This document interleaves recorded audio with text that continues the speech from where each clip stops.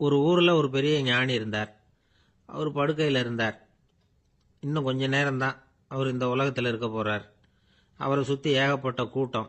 ஏற்கனவே அவருடைய உபதேசங்களை கேட்டவங்க பல பேர் வந்து அவரை சுற்றி நிற்கிறாங்க. அந்த ஞானி மெதுவாக கண்ணை திறந்து பார்க்குறார். எல்லாரும் அவருடைய கடைசி வார்த்தையை கேட்கறதுக்காக அவளோட காத்துக்கிட்டு இருக்கிறாங்க. அந்த ஞானி மெதுவாக பேச ஆரம்பித்தார். நான் என்னுடைய வாழ்நாள் பூராவும் உங்களுக்கு நிறைய போதனைகள் சொல்லிக்கிட்டு இருக்கிறேன். பேரானந்தம், மகிழ்ச்சி, தியானத்தன்மை இதை பற்றியெல்லாம் சொல்லியிருக்கிறேன். இப்போ நான் வேற ஒரு கரைக்கு போய்கிட்டு இருக்கிறேன். நான் இனிமேல் இந்த கரையில் இருக்க மாட்டேன். நீங்கள் நான் சொன்னதையெல்லாம் கேட்டீங்க. ஆனால் எதையும் நீங்கள் வந்து நடைமுறைப்படுத்தி பார்க்கல. எல்லாம் கேட்டதோடு சரி, அதோடு விட்டுவிட்டீங்க. அப்புறம் அதை தள்ளி போட்டுக்கிட்டே வந்துட்டீங்க. மேலும் அதை தள்ளி போடுறதுல எந்த பிரயோஜனமும் கிடையாது. இப்போ நான் போய்கிட்டு இருக்கிறேன். உங்களில் யாராவது என்னோட வர்றதுக்கு தயாரா அப்படின்னு கேட்டார். அவ்வளவுதான். யாரும் வாயை திறக்கல. ஒரே மௌனம். சத்தமே இல்லை. ஒருத்தர் பார்த்துக்கிட்டே நிற்கிறாங்க. அந்த கூட்டத்தில் ஒரு ஆள் அந்த ஞானி கூடவே 40 வருஷத்துக்கு மேலே இருந்திருக்கிறான். அவனும் வாயை திறக்காம இன்னொருத்தன் முகத்தை பார்த்துக்கிட்டே நிற்கிறான். இந்த சமயத்தில் பின்னாடி நின்றுக்கிட்டு இருந்த ஒருத்தன் கையை தூக்கினான். ஞானி அவனை பார்த்தார். சரி, ஒருத்தனுக்காவது நம்மோட வர்றதுக்கு தைரியம் இருக்குது அப்படின்னு நினைச்சார். ஆனால் அந்த ஆள் என்ன சொன்னான் தெரியுமா? ஐயா, நீங்கள் கேட்குறப்போ நான் உடனே எழுந்திருக்கல, கையை மட்டும்தான் தூக்கினேன். என்ன காரணம்னா, நான் எப்படி அடுத்த கரைக்கு வந்து சேர்றதுங்கிறது தெரிஞ்சுக்கிறதுக்காகத்தான். அந்த விவரத்தை மட்டும் இப்போ உங்ககிட்ட இருந்து நான் தெரிஞ்சுக்க ஆசைப்படுறேன். ஏன்னா இப்போ நான் உங்கள் கூட வர்றதுக்கு தயாராக இல்லை. எவ்வளவோ காரியங்களை நான் இன்னும் இங்கே முடிக்க வேண்டி இருக்குது. வீட்டுக்கு ஒரு விருந்தினர் வந்திருக்கிறார். என்னுடைய இளைய மகனுக்கு கல்யாணம் பண்ணி வைக்கணும். அதனால் இன்னைக்கு உங்கள் கூட வர முடியாது. அது மட்டும் இல்லை, இப்போ உங்கள் கூட அடுத்த கரைக்கு வந்தால் திரும்பி வர முடியாதுன்னு வேற சொல்கிறீங்க. அதனால் இப்போ நான் வரல. இன்னொரு நாள் நிச்சயமாக நான் வர்றேங்க, வந்து உங்களை சந்திக்கிறேன். அதனால் இப்போ நீங்கள் இன்னொரு தடவை எங்களுக்கு விளக்கமாக சொல்லணும். ஏற்கனவே பல தடவை சொல்லியிருக்கிறீங்க. தயவு பண்ணி இப்போ ஒரு தடவை சொன்னீங்கன்னா சௌகரியமாக இருக்கும். அந்த அடுத்த கரையை அடையிறது எப்படி? இப்போ ஒரு தடவை அதை விளக்கமாக சொல்லிட்டீங்கன்னா நல்லா ஞாபகப்படுத்திக்குவேன். அது சரியான சமயம் வர்றப்போ இது எனக்கு உதவியாக இருக்கும் அப்படின்னு நானா. ஆனால் உண்மை என்ன தெரியுமா? அந்த சரியான சமயம் வரவே இல்லை அப்படிங்கிறது தான் உண்மை. இப்படி அந்த கதை முடியும். இந்த கதை வந்து அந்த ஒரு ஆளுக்கு மட்டும் இல்லை, கிட்டத்தட்ட எல்லாருக்குமே அது பொருந்தும் அப்படிங்கிறாங்க விவரம் தெரிஞ்சவங்க. எல்லாருமே அந்த சரியான தருணத்துக்காகத்தான் காத்துக்கிட்டு இருக்கிறாங்களாம். அதுக்காக ஜோசியம் பார்க்குறாங்க, கைரேகை பார்க்குறாங்க. நாளைக்கு என்ன நடக்குங்கிற ஆவலில் எல்லாரும் காத்துக்கிட்டு இருக்கிறாங்க. ஆனால் அந்த ஒரு நாள் ஒருபோதும் வரப்போகிறதில்ல. நீங்கள் தள்ளி போடுறதுக்காக பல அர்த்தமில்லாத காரணங்களை தேடுறீங்க அப்படிங்கிறார் ஒரு ஞானி. காத்திருக்கிறதுலேயே நம்ம காலம் ஓடி போயிடுது. ஏன்னா இன்னைக்கு நாம் சிந்திக்கிறது நாளைக்கு நாம் சிந்திக்கிறது இல்லை. ஒவ்வொரு நாளும் ஒவ்வொரு மாதிரி போயிடுது. நாளைக்கு மறுநாளை பற்றியே சிந்திக்கிறோம். இப்படியே அது பாட்டுக்கு போயிடும். கரையை தொட்டு பார்க்கறது எப்போ? இதுதான் கேள்வி. நமக்கு வேண்டியப்பட்ட ஒருத்தர் ஒரு ரயில்வே பிளாட்ஃபாரத்தில் நின்றுட்டு இருக்கிறார். அங்கே இருக்கிறவங்க கிட்ட கேட்குறாராம், விசாரிக்கிறார். ஏங்க கிழக்க போகிற ரயில் போயிட்டுதுங்களான்னாராம். போயிட்டுதுன்னு இருக்கிறாங்க. கொஞ்ச நேரம் கழிச்சு, ஏங்க மேற்க போகிற ரயில் போயிட்டுதுங்களான்னு கேட்டிருக்காரு. போயிட்டுதுங்களான் இருக்காங்க. அப்புறம் கொஞ்ச நேரம் கழிச்சு மறுபடியும் ஏங்க 10:30 மணி வண்டி போயிட்டுதான்னு கேட்டிருக்காரு. தொடர்ந்து காலையிலேருந்து சாயந்தரம் வரைக்கும் இப்படி ஒரே இடத்துல நின்றுட்டு கேட்டுக்கிட்டே இருக்கிறார். இதை பார்த்துக்கிட்டு இருந்த ஒருத்தர் அவர்கிட்ட வந்து, ஏங்க நீங்கள் எங்கே போகணும் அப்படின்னு கேட்டாராம். இவர் மெதுவாக சொன்னாராம், இந்த ரயில்வே லைனை தாண்டி அந்த பக்கம் போகணும் அப்படின்னாராம். ஒரு அம்மா தெருவில் உட்காந்து என்னத்தையோ தேடிட்டு இருக்கிறாங்க. அந்த அம்மா ஒரு சுஃபி ஞானி. அவங்க பேர் என்னன்னா ரபியா அல் அடாவியா. அந்த அம்மாவுக்கு கண் கூட தெளிவாக தெரியாது. அந்த பக்கமாக வந்த சில பேர் இவங்களுக்கு உதவி செய்யறதுக்காக வந்தாங்க. என்ன தேடிட்டு இருக்கிறீங்க அப்படின்னு கேட்டாங்க. இதுக்கு அந்த அம்மா, அந்த கேள்வி அவ்வளவு முக்கியத்துவம் இல்லை, நான் தேடிட்டு இருக்கிறேன், உங்களால் முடிஞ்சால் எனக்கு உதவி பண்ணலாம் அப்படின்னாங்களாம். உதவி செய்ய வந்தவங்களுக்கு ஆச்சரியம். எதை தேடுறோங்கிறது தெரியாமல் இப்படி ஏன் நேரத்தை செலவழிக்கிறீங்க? நாங்கள் எப்படி உங்களுக்கு உதவ முடியும்? எங்களுக்கு ஒன்றும் புரியலையே அப்படின்ட்டுருக்காங்க. சரி, உங்களை திருப்தி பண்ணுறதுக்காக சொல்கிறேன். ஒரு குண்டூசி தொலைஞ்சு போச்சு, அதை தேடுறேன் அப்படின்னாங்களாம் அந்த அம்மா. அதுக்கப்புறம் இவங்களும் சேர்ந்து தேட ஆரம்பிச்சிட்டாங்க. கொஞ்ச நேரம் ஆச்சு, ஒன்றும் கிடைக்கல. உதவி செய்ய வந்தவங்களும் அழுத்து போட்டாங்க. அப்புறம் கேட்டாங்க, இதோ பாருங்கம்மா, இது ரொம்பவும் பெரிய தெரு, அகலமான தெரு. அதனால் குறிப்பாக நீங்கள் எந்த இடத்துல அந்த குண்டூசியை தொலைச்சிங்க அதை சொல்ல முடியுமான்னாங்களாம். இதுக்கு அந்த அம்மா, நீங்கள் மறுபடியும் அர்த்தமில்லாத கேள்வியை கேட்குறீங்க, உங்கள் கேள்விக்கும் நான் தேடுறதுக்கும் என்ன சம்பந்தம்னாங்களாம். இதை கேட்டதும் அவங்க ஒரு மாதிரி ஆயிட்டாங்க. என்னம்மா நீங்கள் பைத்தியம் மாதிரி பேசுகிறீங்க அப்படின்னாங்களாம். சரி, உங்களை மறுபடியும் திருப்திப்படுத்துறதுக்காக சொல்கிறேன், அதை நான் எங்கள் வீட்டில் தொலைச்சுட்டேன் அப்படின்னாங்களாம். அப்புறம் எதுக்காக இங்கே வந்து தேடிட்டு இருக்கிறீங்க அப்படின்னு கேட்டிருக்காங்க. ஏன்னா இங்கே தான் வெளிச்சம் அதிகமாக இருக்குது, அங்கே வீட்டுக்குள்ளே இருட்டாக இருக்குது, அதனால் இங்கே வந்து தேடுறேன். வெளிச்சம் உள்ள இடத்துல தானே தேட முடியும் அப்படின்னாங்களாம் அந்த ஞானி. இந்த கதைக்கு என்ன அர்த்தங்கிறத பெரியவங்க சொல்கிறாங்க.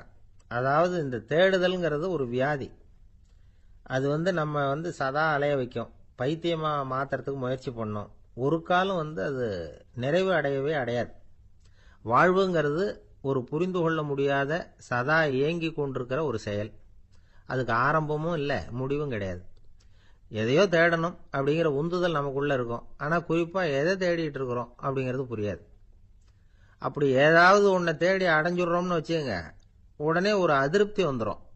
அதனால் வாழ்க்கைங்கிறது சலிப்பு நிறைந்தது அப்படிங்கிற எண்ணத்தை உண்டாக்கிக்கிறோம். ஒன்று அடைஞ்சதுக்கு அப்புறம் இன்னொன்று தேட ஆரம்பிச்சிருவோம். ஆக இந்த தேடல்ங்கிறது நாம் ஒன்று அடைஞ்சாலும் அடையாவிட்டாலும் தொடர்ந்து நடந்துக்கிட்டு தான் இருக்கும். இதுக்கு முடிவே கிடையாது. இந்த உண்மையை நாம் நல்லா புரிஞ்சுக்கணும் அப்படிங்கிறது பெரியவங்களுடைய கருத்து. ஏழையும் தேடுறான், பணக்காரனும் தேடுறான், நோயாளியும் தேடுறான், நோய் இல்லாதவனும் தேடுறான், அதிகாரம் உள்ளவனும் தேடுறான், அதிகாரம் இல்லாதவனும் தேடுறான், முட்டாளும் தேடுறான், அறிவாளியும் தேடுறான். ஆனால் யாரும் இதை தான் தேடி சாதிக்க போகிறோம், இதுதான் முடிவு அப்படின்னு திட்டவட்டமாக சொன்னதில்லை. ஒன்று அடைஞ்சதும் இன்னொன்று தேட ஆரம்பிச்சிடுறாங்க, அவ்வளோதான்.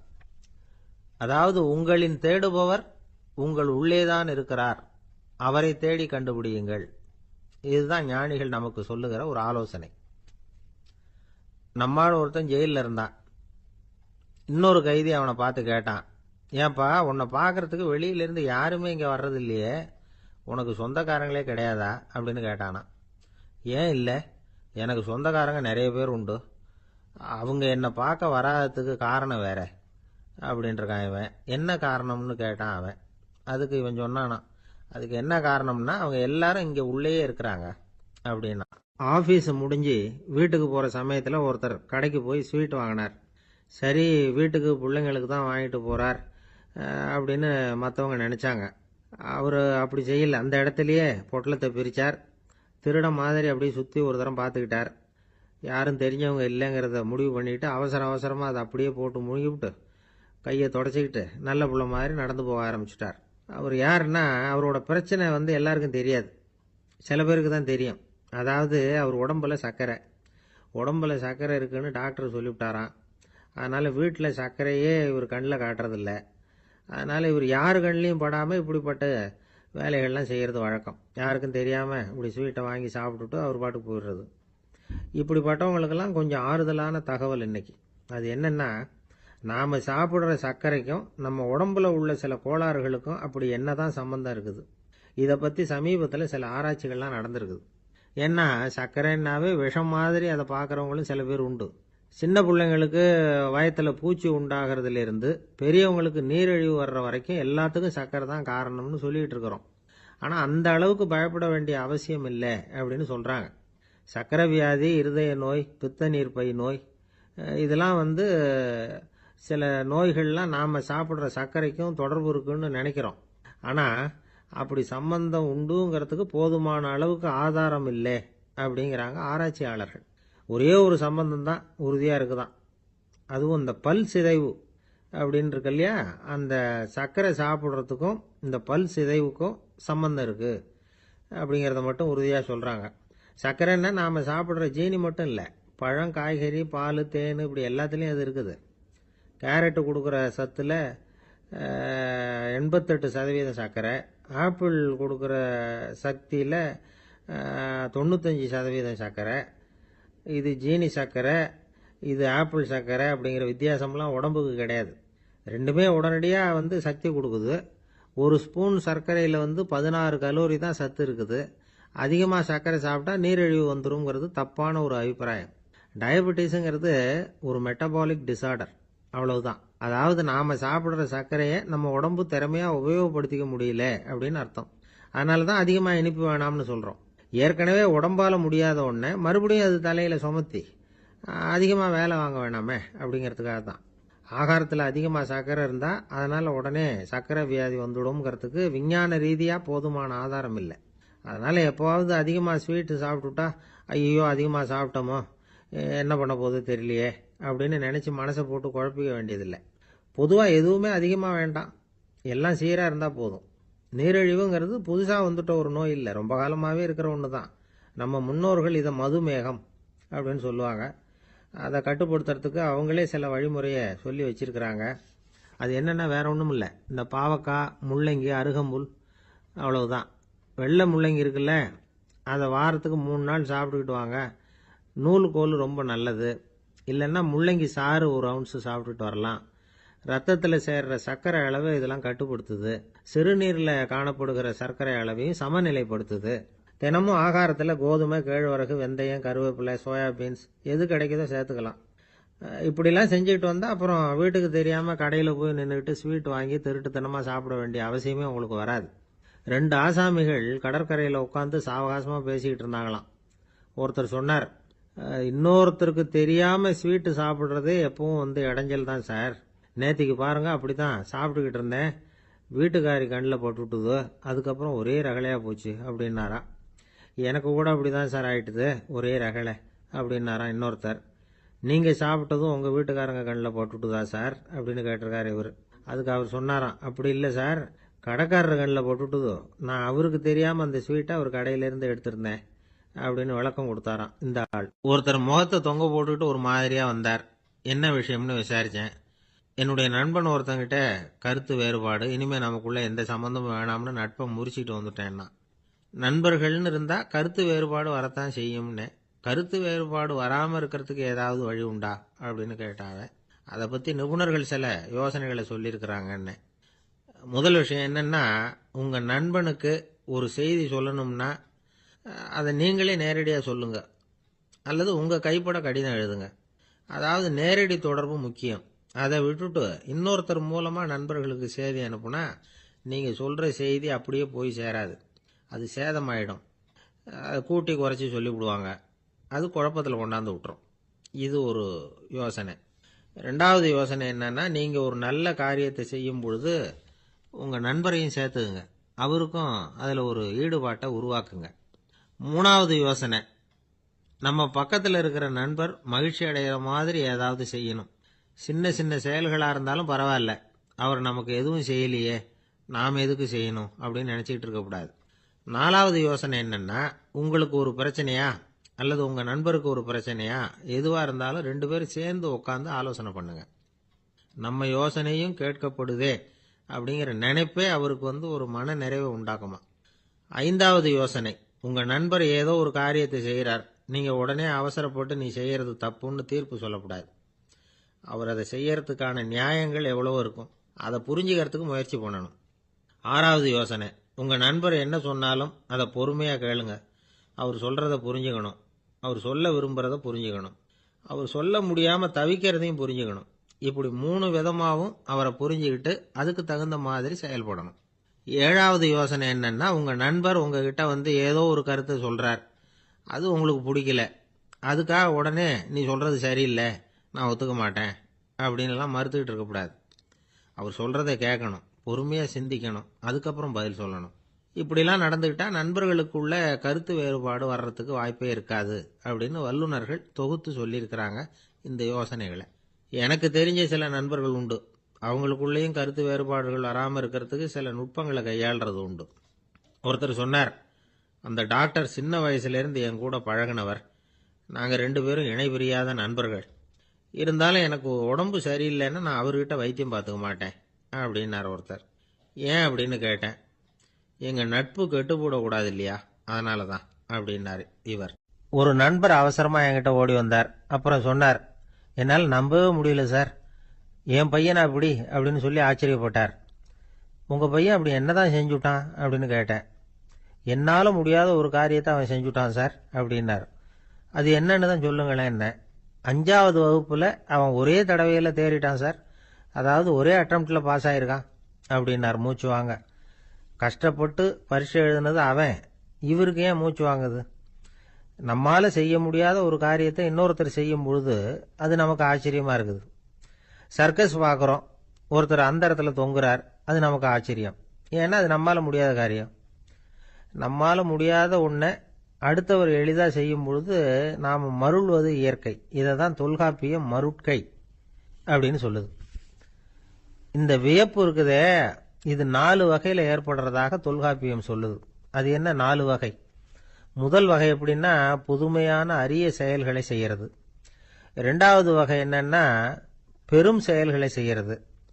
3வது வகை என்னன்னா மிக நுட்பமான செயல்களை செய்யறது. 4வது வகை என்னன்னா ஆக்கம் தரும் செயல்களை செய்யறது.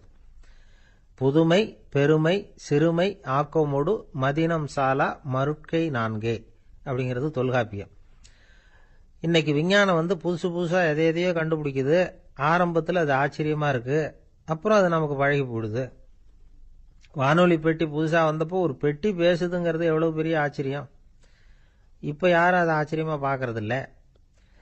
மதினம் சாலா மருட்கை அப்படின்னு ஒரு சொற்றொடர் வருது பாருங்க, அதுல கருத்தாழம் உண்டு. எதை பற்றியும் போதுமான அளவு புரிந்து கொள்ளாத போது ஒருத்தர் ஆச்சரியப்படுறார். புரிந்து கொண்ட பிறகு ஆச்சரியம் மறைஞ்சு போடுது. மிக நுட்பமான செயல்களும் நம்ம ஆச்சரியப்பட வைக்கும். ஒரு அரிசியில ஒரு திருக்குறள் எழுதி காட்டுறாங்க, ஒரு முட்டை ஓட்டுக்குள்ள ஓவியம் தீட்டி காட்டுறாங்க.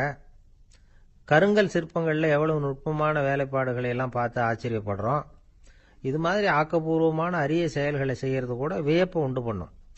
குப்பை கூலங்களை கூட வாழ்க்கைக்கு பயன்படுகிற பொருளா மாற்றுகிறவர்கள் இருக்காங்க. அவர்களுடைய செயல் வியப்பு அளிக்குது. இடைக்காட்டு சித்தர் பாடின மூவடி 30ங்கிற நூலில் வர்ற ஒரு பாடல், ஆற்றல் பிறர் அறிதலின் அகம் கிளர்வு உறுதலின் கற்று அறி பாணர் கெழுமிய கோடலின் தோற்றம் உருகவே போற்றல் சால் வியப்பே. ஒருத்தருடைய ஆற்றல் தெரியாம இருந்தது, அவருடைய அரிய செயலை பார்க்கும் பொழுது வியப்பா இருந்தது, மனசுக்குள்ள கிளர்ச்சி. பாவலர்கள் இவர்களுடைய புகழ பாடி மற்றவர்களும் தெரிந்து கொள்ளுமாறு செய்கிறார்கள் அப்படிங்கறதுதான் ஒரு யதார்த்தமான உண்மை. ஆக எல்லா வகையிலும் மக்கள் தங்களுடைய வாழ்க்கையில முன்னேறுவதற்கான வழிகாட்டுகிற ஒரு மெய்ப்பாடு தான் வியப்புங்கிறது. இந்த காலத்துல நம்ம எப்படியெல்லாம் ஆச்சரியப்பட வைக்கிறாங்க. ஒரு ஆளை பிடிச்சி ஜெயிலில் கொண்டு வந்தாங்க. ஜெயில் அதிகாரி அவனை ரொம்ப ஆச்சரியமா பார்த்தாராம். இவன் கேட்டான், ஏன் சார் அப்படி பாக்குறீங்க, நான் இப்ப இங்க வர்றது உங்களுக்கு ஆச்சரியமா இருக்குதா அப்படின்னு கேட்டிருக்கான். இதுக்கு ஜெயில் அதிகாரி சொல்லியிருக்கார், நீ இப்போ இங்க வந்ததுல எனக்கு ஒன்றும் ஆச்சரியம் இல்லப்பா, ஏற்கனவே நீ இங்க இருந்து விடுதலையாகி போய் 6 மாசம் ஆச்சு, இவ்வளவு லேட்டா வர்றியே அதுதான் எனக்கு ஆச்சரியமா இருக்கு அப்படின்னாராம். ஒரு நண்பர், அவர்கிட்ட பேசிக்கிட்டு இருந்தேன். மனித உறவுகள் பற்றி அவர் சொல்லிகிட்டு இருந்தார். அமெரிக்காவில் தந்தை மகன் உறவு எப்படி இருக்கு அப்படிங்கிறத விளக்கறதுக்கு அவர் ஒரு கதையை சொன்னார். ஒரு அப்பா பகல் பூராவும் அலுவலகத்தில் வேலை, ஓடி ஆடி உழைச்சிக்கிட்டு களைச்சி போய் ராத்திரி 10 மணிக்கு மேலே வீடு திரும்பினான். வீட்டு வாசலில் அவரோட மகன் காத்துக்கிட்டு இருக்கிறான், இன்னமும் தூங்கலை. அப்பா வாசல்லையே தடுத்து நிறுத்தி, அப்பா உனக்கு சம்பளம் எவ்வளவு அப்படின்னு கேட்குறான். ஏற்கனவே ஆபீஸ் பிரச்சனைகளால் அழுத்து போய் திரும்புகிற அப்பாவுக்கு கோவம் வந்துடுது. என்னடா இப்படிலாம் கேளுன்னு உங்கள் அம்மா உனக்கு சொல்லி கொடுத்தாளா அப்படின்னு சொல்லிட்டு உள்ளே போய் சட்டையை கட்டி மாட்டிவிட்டு குளிச்சுவிட்டு மறுபடியும் வெளியில் உடையை மாற்றுகிற சமயம் அப்போ மறுபடியும் மகன் உள்ளே நிற்கிறான் அவர் முன்னாடியே. அப்பா உனக்கு எவ்வளவு சம்பளங்கிறான் மறுபடியும். அப்பாவுக்கு எரிச்சல் அதிகமாயிட்டுது. மணிக்கு $20 போதுமா அப்படின்னார். அப்படின்னா எனக்கு ஒரு $10 தர முடியுமான்னா மகன். இதுக்கு தான் என் சம்பளம் எவ்வளவுன்னு கேட்டியா, 2ஆம் வகுப்பு படிக்கிற உனக்கு எதுக்குடா $10 அப்படின்னு கத்திவிட்டு தொலைக்காட்சி பெட்டியின் முன்னாடி போய் உட்காந்துக்கிட்டு ஏதோ நிகழ்ச்சியை பார்க்க ஆரம்பிச்சுட்டார். கொஞ்ச நேரம் கழிச்சு மறுபடியும் மகன் நிற்கிறான். அப்பா ப்ளீஸ் எனக்கு ஒரு $10 கொடுக்க முடியுமா? மகனுடைய கண்களில் கண்ணீர். என்னடா அவன் கண்ணீரை காட்டி காரியம் சாதிக்கலாம்னு பார்க்குறியா, ஒரு காசு கூட கொடுக்க மாட்டான் போ அப்படின்னு விரட்டி விட்டான். மகன் கண்ணீரை தொடச்சிக்கிட்டே கண்ணை தொடச்சிக்கிட்டு பேசாமல் போய் படுத்துக்கிட்டானா. கொஞ்ச நேரம் ஆச்சு. அப்பாவோட கோபம் கொஞ்சம் கொஞ்சமாக குறைஞ்சிது. பிள்ளைகிட்ட கோபமாக கத்துனது தப்பு தாங்கிறது புரிஞ்சுது அவனுக்கு. எழுந்திரிச்சு போனான், படுக்கை இறக்கி போனான். மகனை பார்த்தான். அவன் தலையணையை கட்டி பிடிச்சிக்கிட்டு அழுதுகிட்டு இருக்கிறான். அவனை மெல்ல நெருங்கி அவங்ககிட்ட எதமாக பேசுறதுக்கு ஆரம்பிச்சானான். எதுக்குடா உனக்கு $10 பள்ளிக்கூடத்தில் கேட்டாங்களா அப்படின்னு கேட்டானான். மகன் சொல்லியிருக்கான், இல்லை டாடி, உனக்கு 1 மணி நேரம் சம்பளம் $20ன்னு சொன்னேன். நீ ஏற்கனவே எனக்கு கொடுத்த பாக்கெட் மணி $10 என்கிட்ட இருக்கு. இப்போ நீ இன்னொரு $10 கொடுத்தீங்கன்னா அதையும் சேர்த்து $20 ஆகிடும். அந்த $20 நான் உனக்கு கொடுத்துருவேன். அப்படி கொடுத்தா நீ என் கூட 1 மணி நேரம் செலவழிப்ப இல்லையா? அதுக்காக தான் $10 கேட்டேன் அப்படின்னு சொன்னானான். அந்த அப்பா கண்ணு கலங்கி போச்சான். ஆதரவோட தன்னுடைய மகனை கட்டி பிடிச்சி அழ ஆரம்பிச்சுட்டாராம். இதுதான் நண்பர் சொன்ன கதை. அமெரிக்கா மட்டும் இல்லை, உலகம் பூராவும் இன்னைக்கு மனித உறவுகள் இப்படி தான் மாறிட்டு இருக்கு. பெரியவர்கள் அறிவுரை என்ன தெரியுமா? உங்கள் குழந்தைகளிடமிருந்து குழந்தை பருவத்தை பிரித்து விடாதீர்கள் அப்படிங்கிறது தான். அதாவது இன்றைய குழந்தைகள் தங்கள் பிருந்தாவனத்தை இழந்து விடுகிறார்கள் அப்படிங்கிறது அவங்களுடைய கருத்து. இந்த நிலைக்கு நாம காரணமா இருந்துடக்கூடாது. குழந்தைகளோட விளையாடுவோம், குடும்பத்தோட உறவாடுவோம் அப்படிங்கிறது தான் நம்முடைய நோக்கமா இருக்கணும். இன்றைய உறவு முறைக்கு இன்னொரு உதாரணம் சொல்லுவாங்க. ஒருத்தர் வந்தாராம், அவர் பக்கத்தில் ஒரு சின்ன பையன். நாம் அவரை விசாரிக்கிறோம், யார் இந்த பையன் அப்படின்னா அவர் சொல்றாரு, இவன் எனக்கு தூரத்து உறவு அப்படின்னாராம். இந்த தூரத்து உறவுன்னா எப்படின்னு இருக்கான். இதுக்கு அவன் சொல்லியிருக்கிறான், இவன் எங்க அப்பாவுக்கு 8வது புள்ள அப்படின்னானான். ஒருத்தன் எப்படி நடந்துக்கிறாங்கிறத வச்சு தான் அந்த ஆள் எப்படிங்கிறத நாம முடிவு பண்றோம். ஆளுமைன்னு சொல்றோம்ல, அதுக்கு சூழ்நிலைகளை ஆளுகின்ற தன்மை அப்படின்னு விளக்கம் கொடுக்கிறார் ஒரு உளவியல் நிபுணர். சரி, ஒரு மனிதனுடைய ஆளுமையை உருவாக்குகிற விஷயங்கள் என்னென்ன? பிறப்பு, வளர்க்கப்பட்ட விதம், படிப்பு, நண்பர்கள், சமுதாயம், இப்படி நிறைய உண்டு. ஆளுமையின் அடிப்படையில் சில மனநோய்கள் உண்டாகுது. அதெல்லாம் என்னென்னங்கிறத தெரிஞ்சு வச்சுக்கிட்டோம்னா நம்ம கூட இருக்கிறவங்களை அடையாளம் கண்டுபிடிக்கிறதுக்கு அது ரொம்ப உபயோகமாக இருக்கும். ஃப்ரெனாய்டு ஆளுமை அப்படின்னு ஒன்று.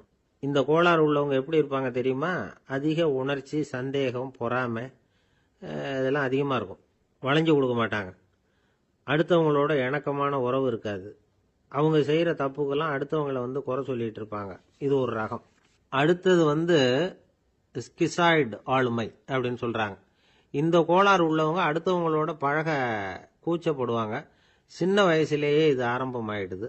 பகல் கனவுலேயே சஞ்சரிப்பாங்க. அவங்களுடைய விரோதம், கோபம் இதை கூட வெளியில் காட்டிக்க முடியாமல் இருப்பாங்க. இவங்களுக்கு அகமுகம், பிரச்சனைகள்லேருந்து ஒதுங்கி எதுலேயும் ஈடுபாடு இல்லாதவங்களா இருப்பாங்க. இப்படி ஒரு ரகம். அடுத்தது சைக்ளோதமிக் ஆளுமை அப்படின்னு சொல்கிறாங்க. அது என்னன்னா, உணர்ச்சிகளில் ஏற்றத்தாழ்வு அதிகமாக இருக்குமா. சில சமயம் பார்த்தா மகிழ்ச்சியாக இருப்பாங்க, சில சமயம் சோகமாக உட்காந்துருப்பாங்க. அவங்க மனநிலைக்கு தகுந்த மாதிரி சமூக நிகழ்ச்சிகளில் பங்கெடுத்துக்குவாங்க. இன்னொரு வகை என்னன்னா, எண்ண பீடிகை ஆளுமை அப்படின்னு பேர் வச்சிருக்கிறாங்க. அதுக்கு இவங்களுக்கெல்லாம் கரெக்டாக இருக்கணும். எல்லாம் சட்டத்திட்டம், இதுலேயும் ஒரு ஒழுங்குமுறை, இப்படி எதிர்பார்க்குற மனோபாவம். இவங்க எதிர்பார்ப்புக்கும் வரன்முறைக்கும் மற்றவங்க கட்டுப்படணும்னு நினைப்பாங்க. இந்த நிலைமை நீடிச்சா என்ன ஆகும் தெரியுமா? அலைக்கழிக்கிற எண்ணங்கள் திரும்ப திரும்ப ஒரே செயலை செய்ய தூண்டுற மன தளர்ச்சிக்கு ஆளாயிடுறாங்க. அடுத்தது ஹிஸ்டீரியா ஆளுமை. சின்ன விஷயத்தையெல்லாம் பெருசுபடுத்தி நாடகமாக்குற நடிகர்கள் இவங்க. உணர்ச்சி அதிகம் உள்ளவங்க. இவங்க மன எழுச்சியில் பக்குவமின்மை, குழந்தைத்தனம், முதிர்ச்சியின்மை எல்லாம் இருக்கும். தன்னலம் மிக்க குணம். பிறர் தன்னை மட்டுமே கவனிக்கணும்னு நினச்சி செயல்படுறது, இதெல்லாம் இவங்க அடையாளம். அடுத்த ரகம் எப்படின்னா, வளர்ச்சியற்ற ஆளுமைன்னு சொல்கிறாங்க. அடுத்தவங்களோட இணங்கி போக முடியாதவங்க. அறிவு, மன எழுச்சி, சமூக உறவு இதில் எல்லாம் போதுமான வளர்ச்சியையும் நிறைவையும் பெற முடியாதவங்க. இவங்களால வாழ்க்கையில் முன்னேற முடியாது.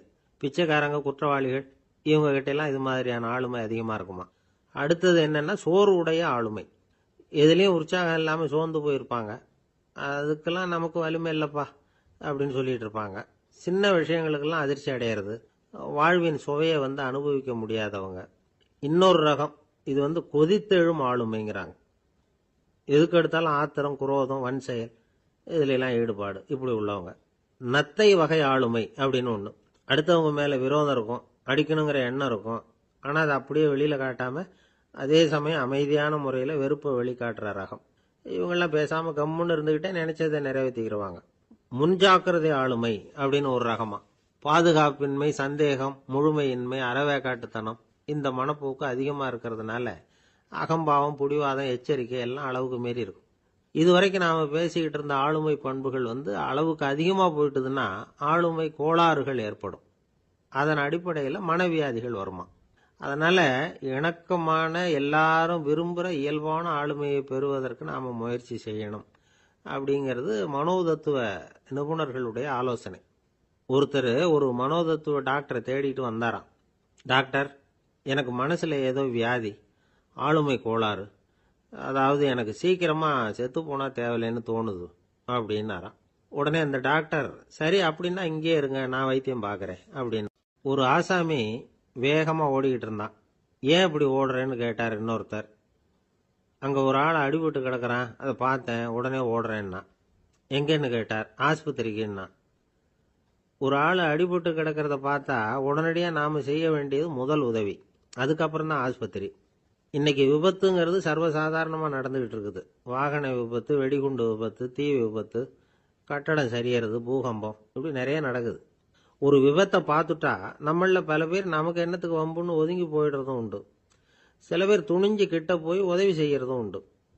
அப்படி உதவி செய்ய நினைக்கிறவங்களுக்கு உபயோகப்படுற தகவல் இது. விபத்துல காயமடைஞ்சவங்களை 3 பிரிவா பிரிக்கலாமா. முதல் வகை கொஞ்சம் சீரியஸ் ஆனது, உயிருக்கு உடனே ஆபத்து தரக்கூடியது. மூளை காயம், முகம், கழுத்து காயங்கள், இருதயம், நுரையீரல் காயங்கள், வயத்துல உள்ளுறுப்பு காயங்கள், அதிகப்படியான இரத்தப்போக்கு, இதனால எல்லாம் பாதிக்கப்பட்டிருந்தா அது முதல் வகை அப்படின்னு நாமளே மனசுக்குள்ள முடிவு பண்ணிக்கணும். இவங்களுக்கெல்லாம் உடனடியா முதல் உதவி கொடுக்கணும். தாமதப்படுத்தாம ஆஸ்பத்திரிக்கு கொண்டுகிட்டு போயிடணும். இப்படி கொஞ்சம் எச்சரிக்கையா நடந்துகிட்டா அவங்கள பல பேரை காப்பாத்தி போடலாம். 2வது வகை எப்படின்னா, முதல் உதவி விரைவா கிடைச்சா உயிர் பிழைக்கக்கூடிய மார்பு காயங்கள், கைகால் எலும்பு முறிவு, இடுப்பு முதுகெலும்பு காயம், சீரான இரத்த சேதம், இப்படிப்பட்டவங்களை 2வது வகையா பிரிக்கணும். ஆபத்து இல்லாத சிராய்ப்புகள், சிறு காயங்கள், இரத்த உறைவுகள், இதனால பாதிக்கப்படுறவங்க 3வது வகை. ஒருத்தர் தலையில அடிபட்டு நினைவு விழுந்துட்டாருன்னு வச்சுங்க, அவருக்கு வாந்தி வர்றதுனால புறையேறி மூச்சு அடைப்பு உண்டாகும். இப்படி ஆகாம இருக்கிறதுக்காக தலையை ஒரு பக்கமா சாய்ச்சி வைக்கலாம். நாடி துடிப்பையும் இதய துடிப்பையும் தொட்டு பார்க்கணும். அது குறைஞ்சிருந்தாலும் சரி, நின்று இருந்தாலும் சரி, அவர் மார்பை நிமிஷத்துக்கு 80 தடவை உள்ளங்கையால அழுத்தி இதய துடிப்பை மீட்கிறதுக்கு உதவி பண்ணணும். கழுத்துல காயம்பட்டாலும் ஆபத்து அதிகம். கழுத்துக்கு அடியில் ஒரு துண்டை மடிச்சு வைக்கலாம். 2 பக்கமும் சின்ன தலையணை அல்லது துணி மடிப்புகளை வச்சு கழுத்தை அதிகமாக அசையாம பார்த்துக்கலாம். முதுகெலும்பு முறிஞ்சிருக்குமோ அப்படிங்கிற சந்தேகம் இருந்ததுன்னா அவரை அதிகமாக அசைய விடக்கூடாது. அதிகமாக அசைஞ்சா தண்டு இடத்துல பாதிப்பு ஏற்பட்டு கைகால் விளங்காம போயிடும்.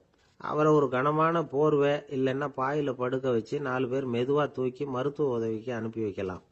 கையெலும்பு முறிஞ்சிருந்தா முறிஞ்ச பாகத்தை உடம்போட சேர்த்து அசையாம கட்டி போடலாம். கால் எலும்பு முறிஞ்சிருந்தா மற்ற காலோட சேர்த்து கட்டி போடலாம். முறிஞ்ச பாகம் தொங்காம பார்த்துக்கணும், அப்பதான் வீக்கம் உண்டாகாம இருக்கும். வெட்டு காயம், குண்டடிப்பட்ட காயம், இதுல எல்லாம் ரத்தப்போக்கு அதிகமா இருக்கும். ரத்தம் வெளியேற வெளியேற ஆபத்து அதிகம். சுத்தமான துணியை பல மடிப்புகளை மடிச்சு காயத்தின் மேல வச்சு அழுத்தமா ஒரு 10 நிமிஷம் பிடிச்சிக்கணும். ரத்தம் நின்ன உடனே காயத்துக்கு கட்டு போடலாம். சில சமயம் காயம்பட்ட பாகத்தை உயரமா தூக்கி பிடிச்சிக்கிட்டாதான் ரத்த கசிவு நிற்கும். இந்த விவரங்களை எல்லாம் கொஞ்சம் மனசுல வாங்கி வச்சுக்கிட்டோம்னா சமயத்துல உதவும். ஏன்னா இந்த காலத்துல விபத்து எந்த ரூபத்துல எப்போ வரும்னு யூகிக்கவே முடியல. நண்பர் ஒருத்தர் சொன்னார், நேத்திக்கு பாருங்க சார், என் கண்ணு முன்னாடியே ஒரு சின்ன விபத்து நடந்ததுன்னார். என்னன்னு விசாரிச்சோம். ஒரு பஸ்ல வந்துகிட்டு இருந்தேன். அந்த பஸ்ல பின்பக்கம் படி ஓரமா நின்றுகிட்டு இருந்த ஒருத்தர் ரோட்ல விழுந்துட்டார். டிரைவர் அதை கவனிக்கல, நிறுத்தாம அவர் பாட்டுக்கு போறாருன்னார். கண்டக்டர் உடனே விசில் கொடுத்து பஸ்ஸை நிறுத்த வேண்டியது தானே அப்படின்னோம். அதுதான் சார் முடியாம போச்சுன்னார் அவர். ஏன்னு கேட்டாங்க. தவறி கீழே விழுந்ததே அந்த கண்டக்டர் தான் சார் அப்படிங்கிறார். ஒரு சீன தேசத்து அரசர் இருந்தார். அவருக்கு வயசாயிட்டுது. அவருக்கு அடுத்தபடியா அவருடைய புள்ள பட்டத்துக்கு வரணும், ஆட்சி பொறுப்பை ஏத்துக்கணும். ஒரு நல்ல தலைவனுக்கு இருக்க வேண்டிய பண்புகள்லாம் தன்னுடைய மகனுக்கு இருக்கணும்னு விரும்பினார் அந்த அரசர். அதனால இளவரசனை பக்கத்துல இருந்த ஒரு குரு கிட்ட அனுப்புனார். இளவரசன் அவர்கிட்ட போய் சேர்ந்தான். அந்த குரு என்ன பண்ணார் தெரியுமா? இவனை பார்த்து சொன்னார், இதை பாருப்பா, நீ என்ன பண்ற, இப்பவே பக்கத்துல இருக்கிற காட்டுக்கு போ, நடு காட்டுல போய் ஒரு இடத்துல உட்காந்துக்கோ. அங்க என்னென்ன சத்தம்லாம் உன் காதுல விழுதுன்னு கவனிச்சு கேளு. உன் காதுல விழுந்த ஓசைகள் என்னென்னங்கிறத என்கிட்ட சொல்லு, அதுதான் எனக்கு தெரியணும், உனக்கு வேலையும் அதுதான் அப்படின்னு சொல்லி அனுப்பி வச்சுட்டார். இளவரசன் காட்டுக்கு போனான். குரு சொன்னபடியே ஒரு இடத்துல உட்காந்து கவனிச்சு கேட்டான். அதுக்கப்புறம் குரு கிட்ட திரும்பி வந்தான். என்னென்ன சத்தம்லாம் கேட்ட அப்படின்னு கேட்டார் குரு. குருவே, காட்டுல நான் பறவைகள் சத்தம்லாம் கேட்டேன், மிருகங்களின் ஓசையையும் கேட்டேன், இதை தவிர இடி, மின்னல், மழை, இதுகளோட சத்தத்தையும் கேட்டேன் அப்படின்னா. குரு யோசனை பண்ணார், நீ இன்னமும் சரியா கேட்கல, அதனால மறுபடியும் காட்டுக்கு போ, கொஞ்ச நாள் தங்கி இருந்து கேட்டுட்டு வா அப்படின்னார். இளவரசனுக்கு ஒன்றும் புரியல. இருந்தாலும் குருவின் கட்டளையாச்சே, மறுக்க முடியுமா? உடனே அவன் மறுபடியும் காட்டுக்கு போனான். ஒரு இடத்துல உட்காந்தான். கொஞ்ச நேரம் உன்னிப்பாக கவனித்து கேட்டான். சில நாள் கழித்து குரு கிட்ட திரும்பி வந்தான். குருவே, இந்த தடவை சில துல்லியமான சத்தங்களை எல்லாம் கேட்டான். தேனி பறக்கிற சத்தம், நீரோடையின் மெல்லிய ஓசை, இதெல்லாம் கேட்டேன்னா. குரு சிரிச்சார். நீ மறுபடியும் காட்டுக்கு போ, இன்னும் சில நாள் அங்கே இரு, முழுமையாக கவனமாக கேட்டுக்கிட்டு வா அப்படின்னு சொல்லி அனுப்பி வச்சுட்டார். இளவரசனுக்கு குழப்பம் அதிகமாயிட்டுது. ஒன்றுமே புரியல. மறுபடியும் காட்டுக்கு போனான். மௌனமாக ஒரு இடத்துல உட்காந்துட்டான். அப்படியே தியானத்தில் ஆழ்ந்துட்டான். சில நாளில் அவனுக்கு இதுவரை கேட்காத ஓசைகள்லாம் கேட்க ஆரம்பிச்சிட்டுது. இதைத்தான் நான் கேட்கணும்னு என்னுடைய குரு எதிர்பார்த்துருக்கிறாருங்கிறத புரிஞ்சுக்கிட்டான். உடனே குரு கிட்ட ஓடனான். குருவே, இந்த தடவை காதுகளுக்கு கேட்க முடியாத சில ஓசைகளை கூட என்னால் உணர முடிஞ்சுது. பூ மலருகிற ஓசை, சூரியனால பூமி சூடாகிறப்போ எழுகிற ஓசை, காலை பனித்துளியை இந்த புல்லுலாம் குடிக்கிற ஓசை, இது எல்லாம் என்னால் நல்லா கேட்க முடிஞ்சுது அப்படின்னா. குருவுக்கு இப்போதான் திருப்தி ஏற்பட்டுதான். இளவரசனை பார்த்து சொன்னார், இதை பாருப்பா, இப்போதான் நாட்டை ஆளுகிற தகுதி உனக்கு வந்திருக்குது அப்படின்னு சொல்லி அதுக்கு விளக்கமும் கொடுத்தாராம். எந்த அரசன் தன்னுடைய மக்களின் இதயம் பேசுகிற மௌன மொழியை, மௌன வார்த்தைகளை கேட்குறானோ அவன்தான் ஆள தகுதி உள்ளவன். எந்த அரசன் தன்னுடைய மக்களின் உணர்ச்சிகளை உண்மையாக உணர்றானோ அவன்தான் முதன்மையான அரசன். போலி வார்த்தைகளை மட்டும் கேட்டுட்டு பல மௌன ராகங்களை காதில் வாங்கிக்காதவன் அரசனே இல்லை. எந்த நாட்டில் எப்போ ஒரு அரசன் தன்னுடைய மக்களின் உணர்ச்சிகளை கேட்க மறுக்கிறானோ அன்னையிலிருந்தே அந்த நாடு அழிய தொடங்குது அப்படின்னு அர்த்தம். இதுதான் அந்த குரு இளவரசனுக்கு போதிச்சது. வாயால் பேசுறத மட்டும் கேட்டு ஏமாறப்படாது, உணர்ச்சிகளையும் கேட்கறதுல தான் மனப்பக்குவம் உண்டாகும். மக்கள் உணர்ச்சிகளை புரிந்து கொள்ளாத அரசர்கள் நீடிச்சிருக்க முடியாது. அது மாதிரி நாடுகளில் அடிக்கடி குழப்பம் தான் உண்டாகும். அப்படி இருந்தா அடிக்கடி ஆட்சி மாறிக்கிட்டு இருக்கும். அப்படிப்பட்ட ஒரு தேசம், அங்கே ஒரு சிறைச்சாலையில் 3 கைதிகள் பேசிக்கிட்டு இருந்தாங்க.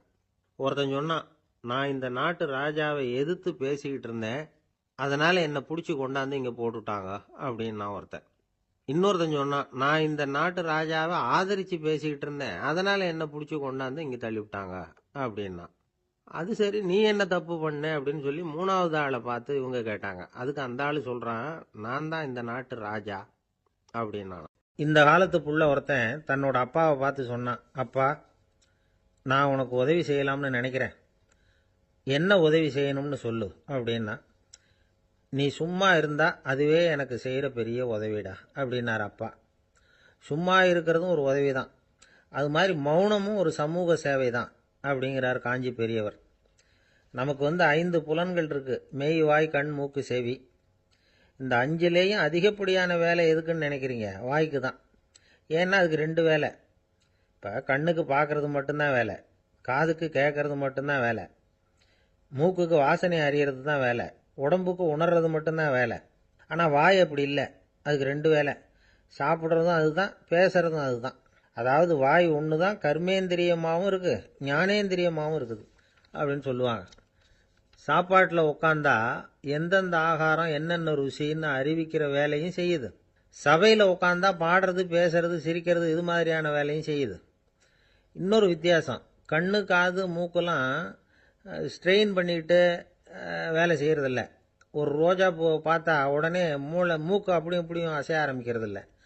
ஒரு சங்கீதத்தை கேட்ட உடனே காது ஆட ஆரம்பிக்காது. ஆனால் வாய் அப்படி இல்லை, அது பேசினாலும் சரி சாப்பிட்டாலும் சரி அசைஞ்சு தான் ஆகணும். ஆக மற்றதை விட வாய்க்கு வேலை ஜாஸ்தின்னு தெரியுது. சாப்பிட்றது, பேசுறது அப்படின்னு 2 காரியம் அதுக்கு. இப்படி 2 காரியம் இருக்கிறதுனால அது 2யும் பாதியாக குறைச்சிக்கணுங்கிறது கடவுள் அபிப்பிராயமாக இருக்கணும் அப்படிங்கிறார் காஞ்சி பெரியவர். ஆனால் இப்போ நாம் அப்படியே நடந்துக்கிறோம், அதுக்கு நேர்மாறாக நடந்துக்கிறோம். நாம் சாப்பிட்றதும் அதிகம், பேசுகிறதும் அதிகம், 2 வேலையையும் தேவைக்கு அதிகமாகவே செய்கிறோம். வாய் தான் ரொம்ப ஓவர் ஒர்க்குடு. அதுக்கு ஓய்வு கொடுத்தா உடம்பும் நல்லாயிருக்கும், உலகமும் நல்லாயிருக்கும். மௌன விரதம் இருக்கிறதெல்லாம் எதுக்காக நினைக்கிறீங்க? இதுக்காக தான். இந்த காலத்தில் மௌனமாக இருக்கிறவங்கெல்லாம் மகத்தான தொண்டு செய்கிறாங்க அப்படின்னு தான் சொல்லணும். சத்தம் அதிகமாக போய் தான் சவுண்டு பொல்யூஷன் வருது. அது மட்டும் இல்லை, மௌனமாக இருந்தால் சண்டை சச்சரவே வராது. மௌனம் கலக நாஸ்தி. ஆக இதுவும் ஒரு சமூக சேவை தான். நமக்கு தான் வாய் இருக்குதுங்கிறதுக்காக வசமாக சாப்பிட்றதும் தப்பு, வளவளன்னு பேசுறதும் தப்பு. ஒரு கருத்தை சொல்கிறதுக்கு ஒரே ஒரு சொல்லு போதும் அப்படின்னு இருக்கும்பொழுது 2 சொற்களை செலவு பண்ணாதே. எவ்வளவு சொன்னாலும் அதனால் ஒரு பயனும் விளையாது அப்படின்னு தெரிய வருமேயானால் அந்த ஒரு சொல்லையும் விரயம் பண்ணாதே அப்படிங்கிறார் ஒரு அறிஞர். எல்லா குணங்கள்லேயும் மௌனம்தான் சிறந்தது அப்படிங்கிறார் ஒருத்தர். மௌனமா இருக்கிறது மூலமா மற்றவர்கள் குறைகளை நம்மால தெரிஞ்சுக்க முடியும். அதே சமயத்தில் நம்ம கிட்ட இருக்கிற குறைகளை மற்றவங்களுக்கு தெரியாம மறைச்சிக்கவும் முடியுங்கிறார் அவர். உண்மைதானே. ஒரு பெரிய மேடை பேச்சாளர், பொது வாழ்க்கையில் 25 வருஷ காலமாக ஈடுபட்டிருக்கிறவர். அவர் மனைவி ஒரு நாள் சொன்னாங்க, எங்கள் வீட்டுக்காரர் 25 வருஷ காலமாக பொது வாழ்வில் ஈடுபட்டிருந்தா கூட இந்த மாதம் 10ஆம் தேதியிலிருந்து தான் மக்களுக்கு சேவை செய்ய ஆரம்பிச்சிருக்கார் அப்படின்னாங்க ரொம்ப பெருமையாக. 10ஆம் தேதிக்கு அப்படி என்ன விசேஷம் அப்படின்னு கேட்டோம். அன்னையிலேருந்து தான் அவர் மேடையில் பேசுகிறத நிறுத்தினார் அப்படின்னாங்க அந்த அம்மா. ஒரு மனுஷனுக்கு 3 விதத்தில் கர்வம் உண்டாகிறதுக்கு வாய்ப்பு உண்டு. பணம், பதவி, புகழ். பணம் அதிகமாக வந்தால் கர்வம் வரலாம். பதவி பெருசாக வந்துட்டுதுன்னா கர்வம் வரலாம். புகழ் அதிகமாக போனாலும் கர்வம் வரலாம். இந்த 3 வகையான கர்வத்துக்கும் இடம் கொடுக்காம இருக்கிறாங்க பாருங்க, அவங்க தான் சிறந்த மனிதர்கள். ஒரு பெரிய பொறுப்பில் இருக்கிறவங்களுக்கு கர்வம் வந்துடக்கூடாது. அப்படி வந்துட்டுதுன்னா அது எல்லாருக்கும் இடைஞ்சல். ஒரு ராஜா இருந்தார். அவர் ஒரு நாள் தன்னுடைய தலைநகரத்தை சுற்றி வந்துக்கிட்டு இருந்தார். ஒரு இடத்துல ஒரு அழகான நிலத்தை பார்த்தார். ஆஹா, இந்த இடத்துல நமக்குன்னு ஒரு மாளிகையை கட்டினா எவ்வளோ நல்லா இருக்கும் அப்படின்னு நினைச்சார். ராஜா நினைச்சா அது முடியாத காரியமா? சரி, இந்த நிலம் யாருக்கு சொந்தம்னு விசாரிங்க அப்படின்னார் பக்கத்தில் இருந்தவங்க கிட்ட. அவங்கெல்லாம் ஓடி போய் விசாரிச்சாங்க. அந்த இடம் ஒரு வயசான கிழவிக்கு சொந்தம், வயசான அம்மாவுக்கு சொந்தமா. அந்த அம்மா தான் அதில் ஒரு குடிசையை போட்டு குடியிருந்துட்டு இருக்கிறாங்க. சரி, அந்த நிலத்துக்கு ஒரு விலையை நிர்ணயம் பண்ணி அதை அந்த வயசான அம்மா கிட்ட கொடுத்துருங்கோ அப்படின்னு உத்தரவு போட்டார் ராஜா. ஆனால் அந்த அம்மா, இது எங்கள் பூர்வீக இடம், இதை விற்க மாட்டேன் அப்படின்னு சொல்லிவிட்டுது. சரி, 2 பங்கு விலை கொடுக்குறோம்னு சொல்லி பாருங்க அப்படின்னாங்க. அப்படியே சொன்னாங்க அரண்மனை ஆட்கள். அதுக்கும் சம்மதிக்கலை அந்த அம்மா. இதை கேள்விப்பட்டதும் ராஜாவுக்கு கோபம் வந்துட்டுது. தன்னுடைய ஆளுங்களை கூப்பிட்டார். போய் அந்த குடிசையை பிரிச்சேரிங்க, காசெல்லாம் ஒன்றும் கொடுக்காதீங்க அப்படின்னு கத்தினார். அவ்வளோதான். அடுத்த நிமிஷம் அரண்மனை ஆசாமிகள் போனாங்க, குடிசையை பிரித்து எரிஞ்சாங்க. அந்த வயசான அம்மா இருக்கு, அதுவும் அந்த இடத்த விட்டு துரத்தி விட்டாங்க. அந்த இடத்துல ஒரு அரச மாளிகையை கட்டி முடிச்சிட்டாங்க. அந்த வயசான அம்மா பாவம், ராஜாவே இப்படி பண்ணால் யாருக்கிட்ட போய் முறையிட முடியும்? ஒரு ஞானி இருந்தார், அவர்கிட்ட போய் சொன்னாங்க. அவர் இவங்க சொன்னதை கேட்டு மனசில் வச்சுக்கிட்டார். ஒரு நாள் அந்த ராஜாவே இந்த ஞானியை கூப்பிட்டார். புதுசாக ஒரு மாளிகை கட்டியிருக்கிறேன், வந்து பாருங்கன்னு. சரின்னு சொல்லி இந்த பெரியவர் ஒரு நாள் அந்த மாளிகைக்கு போனார். சும்மா போகல, ஒரு கழுதையையும் ஓட்டிகிட்டு போனார். கொஞ்சம் சாக்குகள், வெத்து சாக்கு, அதையும் எடுத்து கழுதை முதுகில் போட்டு கழுதையை ஓட்டிகிட்டு போகிறார். ராஜா பார்த்தார். அவருக்கு இது ஆச்சரியமாக இருந்தது. என்ன இது, மாளிகைக்கு வந்துட்டு போங்கன்னு கூப்பிட்டா கழுதை, சாக்கு இதெல்லாம் கொண்டு வராரே, ஒன்றும் புரியலையேன்னு நினைச்சார். எதுக்காக இதெல்லாம்னு கேட்டார். அரசருடைய தோட்டத்திலிருந்து கொஞ்சம் மண் எடுத்துகிட்டு போகிறதுக்கு ஆசைப்படுறேன், அதுக்கு நீங்கள் அனுமதி கொடுக்கணும் அப்படின்னாரு இவர். இது என்ன வேடிக்கையான கோரிக்கையாக இருக்குது அப்படின்னு நினைச்சார் ராஜா. இருந்தாலும் மண்ணு தானே கேட்குறாரு, எடுத்துகிட்டு போகட்டுமே அப்படின்னு நினைச்சார். சரின்னு அனுமதி கொடுத்தார். அந்த பெரியவர் தோட்டத்துக்கு போனார், மண்ணை வெட்டினார், சாக்கில் போட்டு நிரப்புனார். ராஜாவை கொஞ்சம் கிட்ட வாங்கன்னு கூப்பிட்டார். இந்த மண் மூட்டையை தூக்கி கழுதையோட முதுகில் வைக்கணும், கொஞ்சம் உதவி பண்ணுங்கன்னார். ஓ, பண்ணுறேனே அப்படின்னு சொல்லி ராஜா கிட்ட போனார். மூட்டையை தூக்கி பார்க்குறாரு, முடியல, திணறி போயிட்டார். இப்போ அந்த ஞானி பேசினாராம். அரசே, இந்த ஒரு சாக்கு மண்ணையே உங்களால் தூக்க முடியல, அந்த கிழவிகிட்ட இருந்து அந்த அக்கிரமமாக அபகரித்த இந்த தோட்டம் பூராவையும் சுமக்கணும்னு ஆசைப்படுறீங்களே, அது உங்களால் முடியுமா அப்படின்னு கேட்டாராம். ராஜா யோசனை பண்ண ஆரம்பித்தார். தன்னுடைய செயலுக்காக வருத்தப்பட்டாராம். அந்த வயசான அம்மாவை உடனடியாக வரவழைச்சார். தாயே, தப்பு பண்ணிட்டேன், என்னை மன்னிச்சுக்குங்க, இன்னையிலேருந்து இந்த மாளிகையும் தோட்டமும் உங்களுக்கு தான் சொந்தம் அப்படின்னு சொல்லிவிட்டாராம். போகிறப்ப இந்த உலகத்திலேருந்து எண்ணத்தை எடுத்துகிட்டு போக போகிறோம், அதனால் ரொம்பவும் அலட்டிக்க வேண்டியதில்லை, கர்வப்பட வேண்டியதில்லை அப்படிங்கிறது ஒரு பெரிய உபதேசம். ஒரு பெரிய மனுஷன் சாக கிடந்தார், ரொம்பவும் அழுதார். ஏன் அழறீங்க அப்படின்னு கேட்டாங்க சுற்றி இருந்தவங்க. நான் சாகிறதுக்காக கவலைப்படலை, நான் நம்ம ஜனங்களுக்காக எவ்வளவோ காரியம்லாம் செஞ்சுக்கிட்டு வந்தேன்.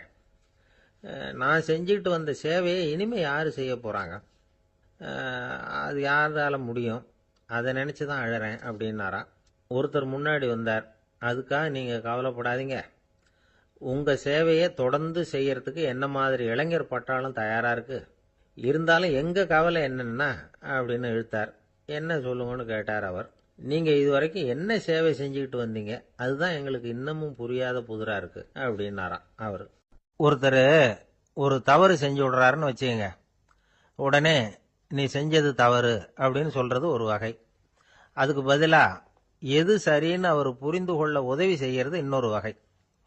இந்த ரெண்டாவது வகை இருக்கு பாருங்க, நிர்வாக இயல்ல இது ரொம்ப முக்கியம். அலுவலகத்தில் வேலை பார்க்குற ஒருத்தர் முக்கியமா தெரிஞ்சுக்க வேண்டியது என்ன தெரியுமா? சக ஊழியர்கள் கிட்ட எப்படி பழகணும், மேலதிகாரிகள் கிட்ட எப்படி பழகணும், தனக்கு கீழே வேலை செய்கிறவங்க கிட்ட எப்படி பழகணும், வாடிக்கையாளர்கள் கிட்ட எப்படி பழகணும், இவங்க எல்லார்கிட்டையும் செம்மையான உறவை ஏற்படுத்திக்கிறது எப்படி, இதையெல்லாம் சொல்லிக் கொடுக்குற பாடம் தான் இன்டர் பர்சனல் ஸ்கில், திறமையான உறவு அப்படிங்கிறது. எந்த வேலையில் இருந்தாலும் சரி, இந்த உறவுகளை வளர்க்கும் திறன் உள்ளவங்க சீக்கிரம் முன்னுக்கு வந்துடுறாங்க. மற்றவங்க கிட்ட உறவை பலப்படுத்திக்கிறது எப்படி அப்படின்னு தெரிஞ்சுக்கிட்டோம்னா எந்த ஒரு தடையையும் சுலபமாக தாண்டி செய்கிற தொழிலில் முன்னுக்கு வந்துடலாம். ஹார்வர்டு பல்கலைக்கழகத்தில் ஒரு கணக்கெடுப்பு பண்ணி பார்த்தாங்களாம்.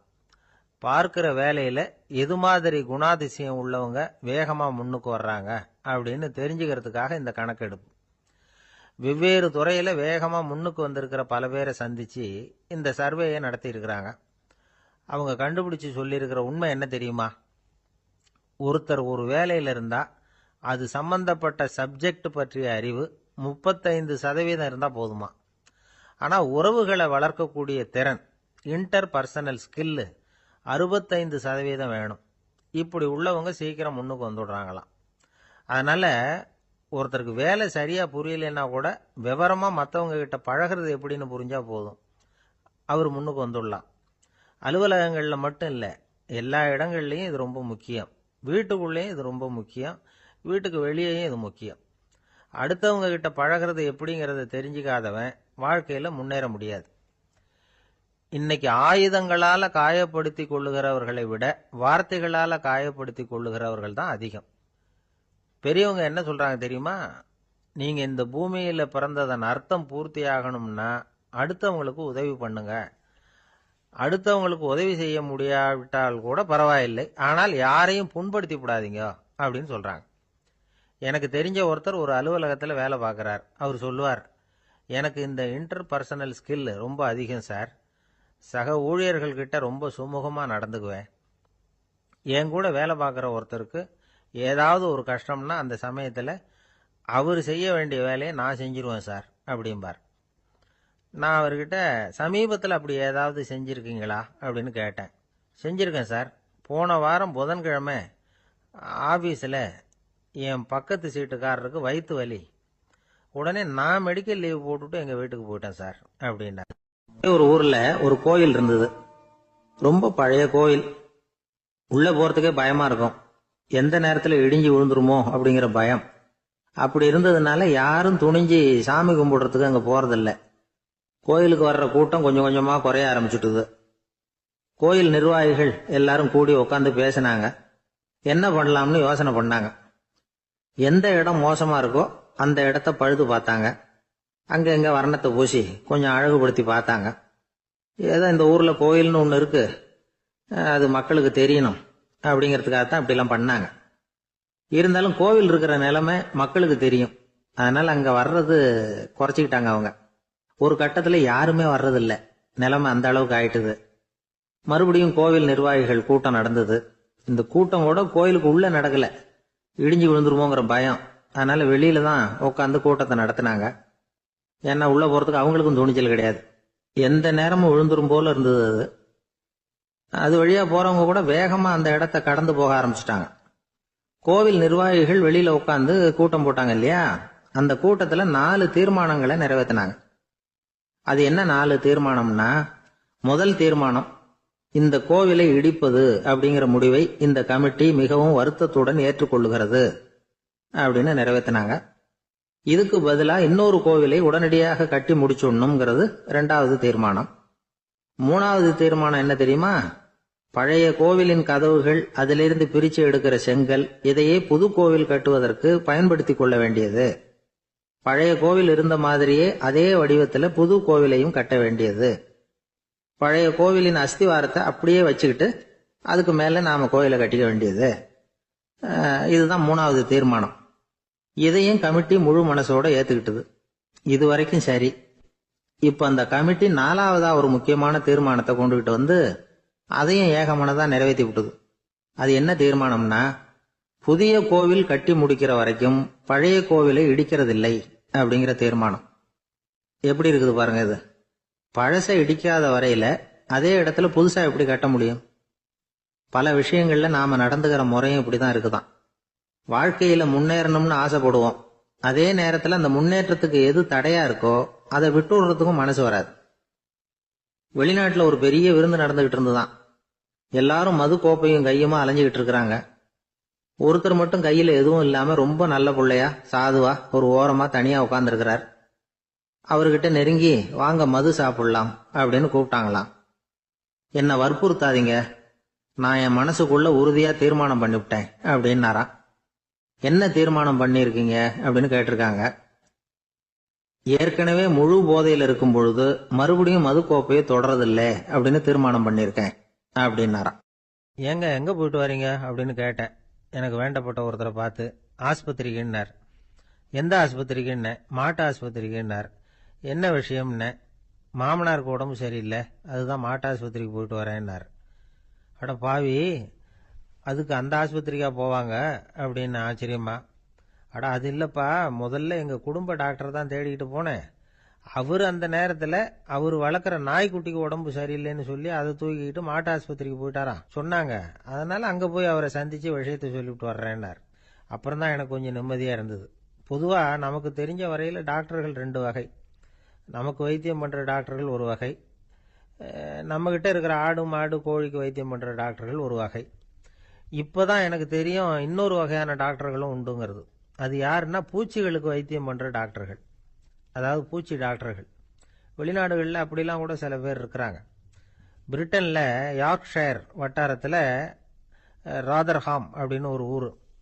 அங்கே ஒரு விலங்கியல் மருத்துவர், பேர் டாக்டர் லான்ஸ் ஜெப்சன். அவர் ஆஸ்பத்திரி வாசலில் பார்த்தீங்கன்னா தினமும் நிறைய பேர் நின்றுட்டு இருப்பாங்க. கையில் கண்ணாடி குடுவை, தகர டப்பா இப்படி ஏதாவது இருக்கும். அதுக்குள்ளே ஏதாவது பூச்சிகள் இருக்கும். அதுக்கு வைத்தியம் பண்ணுறதுக்காக வந்தவங்க தான் அவங்க எல்லாம். சிலந்தி பூச்சி, பல்லி, தேளு, பாம்பு இப்படி ஏதாவது இருக்கும். பொழுதுபோக்காக சில பேர் நாய், பூனை, கிளி, மைனா, புறா இப்படி ஏதாவது வளர்க்குறாங்கல்ல, அது மாதிரி இப்போல்லாம் தேளு, பல்லி, பாம்பு, பூச்சி இதையெல்லாம் வளர்க்க ஆரம்பிச்சிட்டாங்களாம். இது ஒரு புது ஃபேஷன். இப்போ கூண்டுக்குள்ளே டப்பாக்குள்ளே போட்டு வளர்க்குறது, அதுக்கு ஏதாவது நோய் வந்துட்டுதுன்னா வைத்தியம் பண்ணுறதுக்கு டாக்டர்கிட்ட வந்துட வேண்டியது, இப்படி இந்த பழக்கம்லாம் நிறையா வந்துட்டுது. ரத்தம் உறிஞ்சிற அட்டைகள் கூட இவங்ககிட்ட வைத்தியத்துக்கு வருதான். சிலந்திகளில் செங்கால் சிலந்தின்னு ஒரு வகை. மத்திய அமெரிக்க காடுகளில் இது அதிகம். சிலந்திகள்லேயே ரொம்ப விலை உசந்தது இந்த ரகம்தான். கால்களில் சிவப்பு கோடுகள் இருக்கும். இந்த இனம் இப்போ குறைஞ்சிக்கிட்டே வர்றதுனால சர்வதேச விதிகளின்படி இவற்றின் ஏற்றுமதி இறக்குமதிக்கு தடை விதிக்கப்பட்டிருக்குது. அதனால் இதை வளர்க்குறவங்க வீட்டுக்குள்ளேயே இனவிருத்தி மூலமாக பெருக்கி விற்பனை பண்ணிட்டு வராங்களாம். அந்த வகை சிலந்திகள் தான் இப்போ வைத்தியத்துக்கு அதிகமாக வருதான். சரி, இதுக்கெல்லாம் எப்படி வைத்தியம் பண்ணுறாங்க? முதல்ல அதை குளிர்பதன பெட்டியின் வழுவழுப்பான சுவரில் விட்ட உடனே அதெல்லாம் மெதுவாக இறங்கி வரும். அப்போ அதன் நோயை கண்டுபிடிக்கிறது சுலபம். அப்புறம் அதுக்கு கிருமிகளை கொல்லக்கூடிய மருந்துகளையோ வலி நிவாரண மருந்துகளையோ கொடுப்பாங்க. கால் உடைஞ்ச சிலந்திகளுக்கு பசையை கொண்டு ஆப்ரேஷன் பண்ணுவாங்க. சில சிலந்திகளுக்கு உடைஞ்ச காலை எடுத்துட்டா புதிய கால் வளர்ந்துடும். சிலந்திகளை மனிதர்கள் கையில் எடுக்கிறப்போ அது பயந்து போய் கீழே குதிக்குது, அதனால் கால் உடஞ்சி விடுது, இல்லைன்னா வயிறு சேதமடையுது. அந்த நிலைமையில் வர்ற சிலந்திகளுக்கு மயக்க மருந்து கொடுத்து ஆப்ரேஷன்லாம் கூட பண்ணுறாங்களாம். பார்த்தீங்களா பூச்சிகளுக்கு வந்த வாழ்வே. நம்ம ஊர்லேயும் வீடுகளில் பூச்சிகள் வளர்க்குறது உண்டு. ஒருத்தர் வந்தார், எனக்கு 3000 கரப்பாம்பூச்சி அவசரமாக தேவைப்படுது, எங்கே கிடைக்கும்னு கேட்டார். கரப்பாம்பூச்சியா, அது என்னத்துக்குன்னு கேட்டோம்.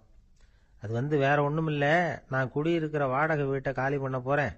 வீட்டு சொந்தக்காரர் என்ன சொல்கிறாருன்னா, இந்த வீட்டுக்கு நான் குடி வந்தப்போ எப்படி இருந்ததோ அதே நிலைமையில் விட்டுட்டு போகணும்னு வீட்டுக்காரர் சொல்லியிருக்கிறார், அதனால தான் கேட்டேன் அப்படின்னார். ஒரு தந்தை தன்னோட பிள்ளைய ரொம்ப தைரியசாலியாக வளர்க்கணும்னு ஆசைப்பட்டார்.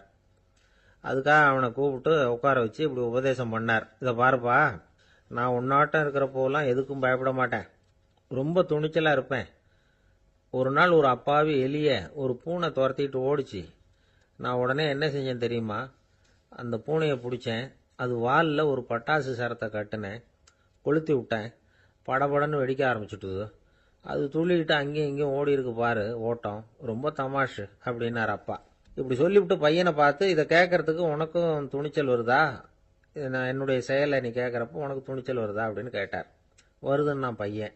எப்படின்னா அப்படிங்கிற விவரத்தையும் சொன்னான் அவன். அதாவது எலிய விரட்டினத்துக்காக பூனை வாலில் பட்டாசு கொளுத்துனீங்க நீங்க, பூனையை விரட்டினத்துக்காக உங்க கழுத்துல பட்டாசு சரத்தை மாட்டினா என்னன்னு தோணுது எனக்கு அப்படின்னு நான் பையன். பையனோட துணிச்சல் அப்பாவே நடுங்க வச்சுட்டுது. அது சரி, ஒரு அப்பா பிள்ளைக்கு இப்படியா உபதேசம் பண்றது? எல்லாருக்கிட்டையும் அன்பா பழகிறது எப்படி அப்படின்னு சொல்லி கொடுக்கணும். பிஞ்சு உள்ளங்கள்ல நஞ்ச தூவலாமா? ஒரு நாள் விநாயகர் ஒரு பூனையோட விளையாடிக்கிட்டு இருந்தாராம். அப்படி ஆசையா விளையாடிக்கிட்டு இருந்தப்ப அவரோட கை நகம் தவறுதலா பூனையோட முகத்துல பட்டுட்டுதான். அது ஒரு சின்ன கீறலை உண்டாகி விட்டுது. அப்பா அவர் அதை ஒரு பெருசா நினைக்கல. கொஞ்ச நேரத்துக்கு அப்புறம் விநாயகர் வீட்டுக்கு வந்தார். அவங்க அம்மா பார்வதி தேவியை பார்த்தார். பார்வதி தேவி கன்னத்துல விரலால கீறினது மாதிரி ஒரு அடையாளம் இருந்தது. விநாயகருக்கு அதிர்ச்சி, ஆச்சரியம். நம்ம அம்மா இந்த உலகத்துக்கே தாயார். அப்பேற்பட்ட அவங்க முகத்திலேயே கீறலை உண்டாக்கக்கூடியவங்க யாரா இருக்க முடியும் அப்படின்னு யோசனை பண்ணார். தாயே, உன்னுடைய கன்னத்தில் இந்த வடு எப்படிம்மா ஏற்பட்டதுன்னு கேட்டார். குழந்தாய், இது நீ செஞ்ச காரியம்தான்ப்பா. உன்னுடைய கை நகம் கீறினதுனால ஏற்பட்ட வடு தான் இது அப்படின்னாங்க அவங்க. விநாயகர் திடுக்கிட்டு போட்டார். எப்படிம்மா அது? நான் எந்த காலத்திலையும் உன்னை அப்படி கீறினதாக எனக்கு நினைவு இல்லையே அப்படின்னார். இன்னைக்கு காலையில் ஒரு பூனையை கீறினதை நீ மறந்துட்டியா அப்படின்னாங்க அந்த அம்மா. விநாயகர் திகைச்சு போய் நின்னார். பார்வதி தேவி சொன்னாங்க, இதை பார்ப்பா, இந்த உலகத்தில் இருக்கக்கூடிய எல்லா உயிர்கள்லேயும் நான் இருக்கிறேன். நான் தான் இந்த உலகமாக ஆகியிருக்கிறேன். ஆகையினால நீ யாரை துன்புறுத்தினாலும் அது உண்மையிலேயே என்ன துன்புறுத்தினதாக தான் வந்து முடியும் அப்படின்னாங்க. விநாயகர் மனசுக்குள்ள ஒரு வெளிச்சம் ஏற்பட்டுதான். அதுக்கப்புறம் அவர் யாரையுமே கல்யாணம் பண்ணிக்காததுக்கு அதுதான் காரணமா. இந்த உலகத்தில் எல்லாரையும், இங்கே இருக்கிற எல்லாத்தையும் தாயின் வடிவமாக அவர் பார்க்க ஆரம்பிச்சிட்டாராம். குருதேவர் ராமகிருஷ்ணர் இந்த கதையை எடுத்து சொல்லியிருக்கிறார். நபிகள் நாயகம் ஒரு தடவை ஒரு நாற்காலியில் உட்காந்து என்னமோ யோசனை பண்ணிட்டு இருந்திருக்கிறார்.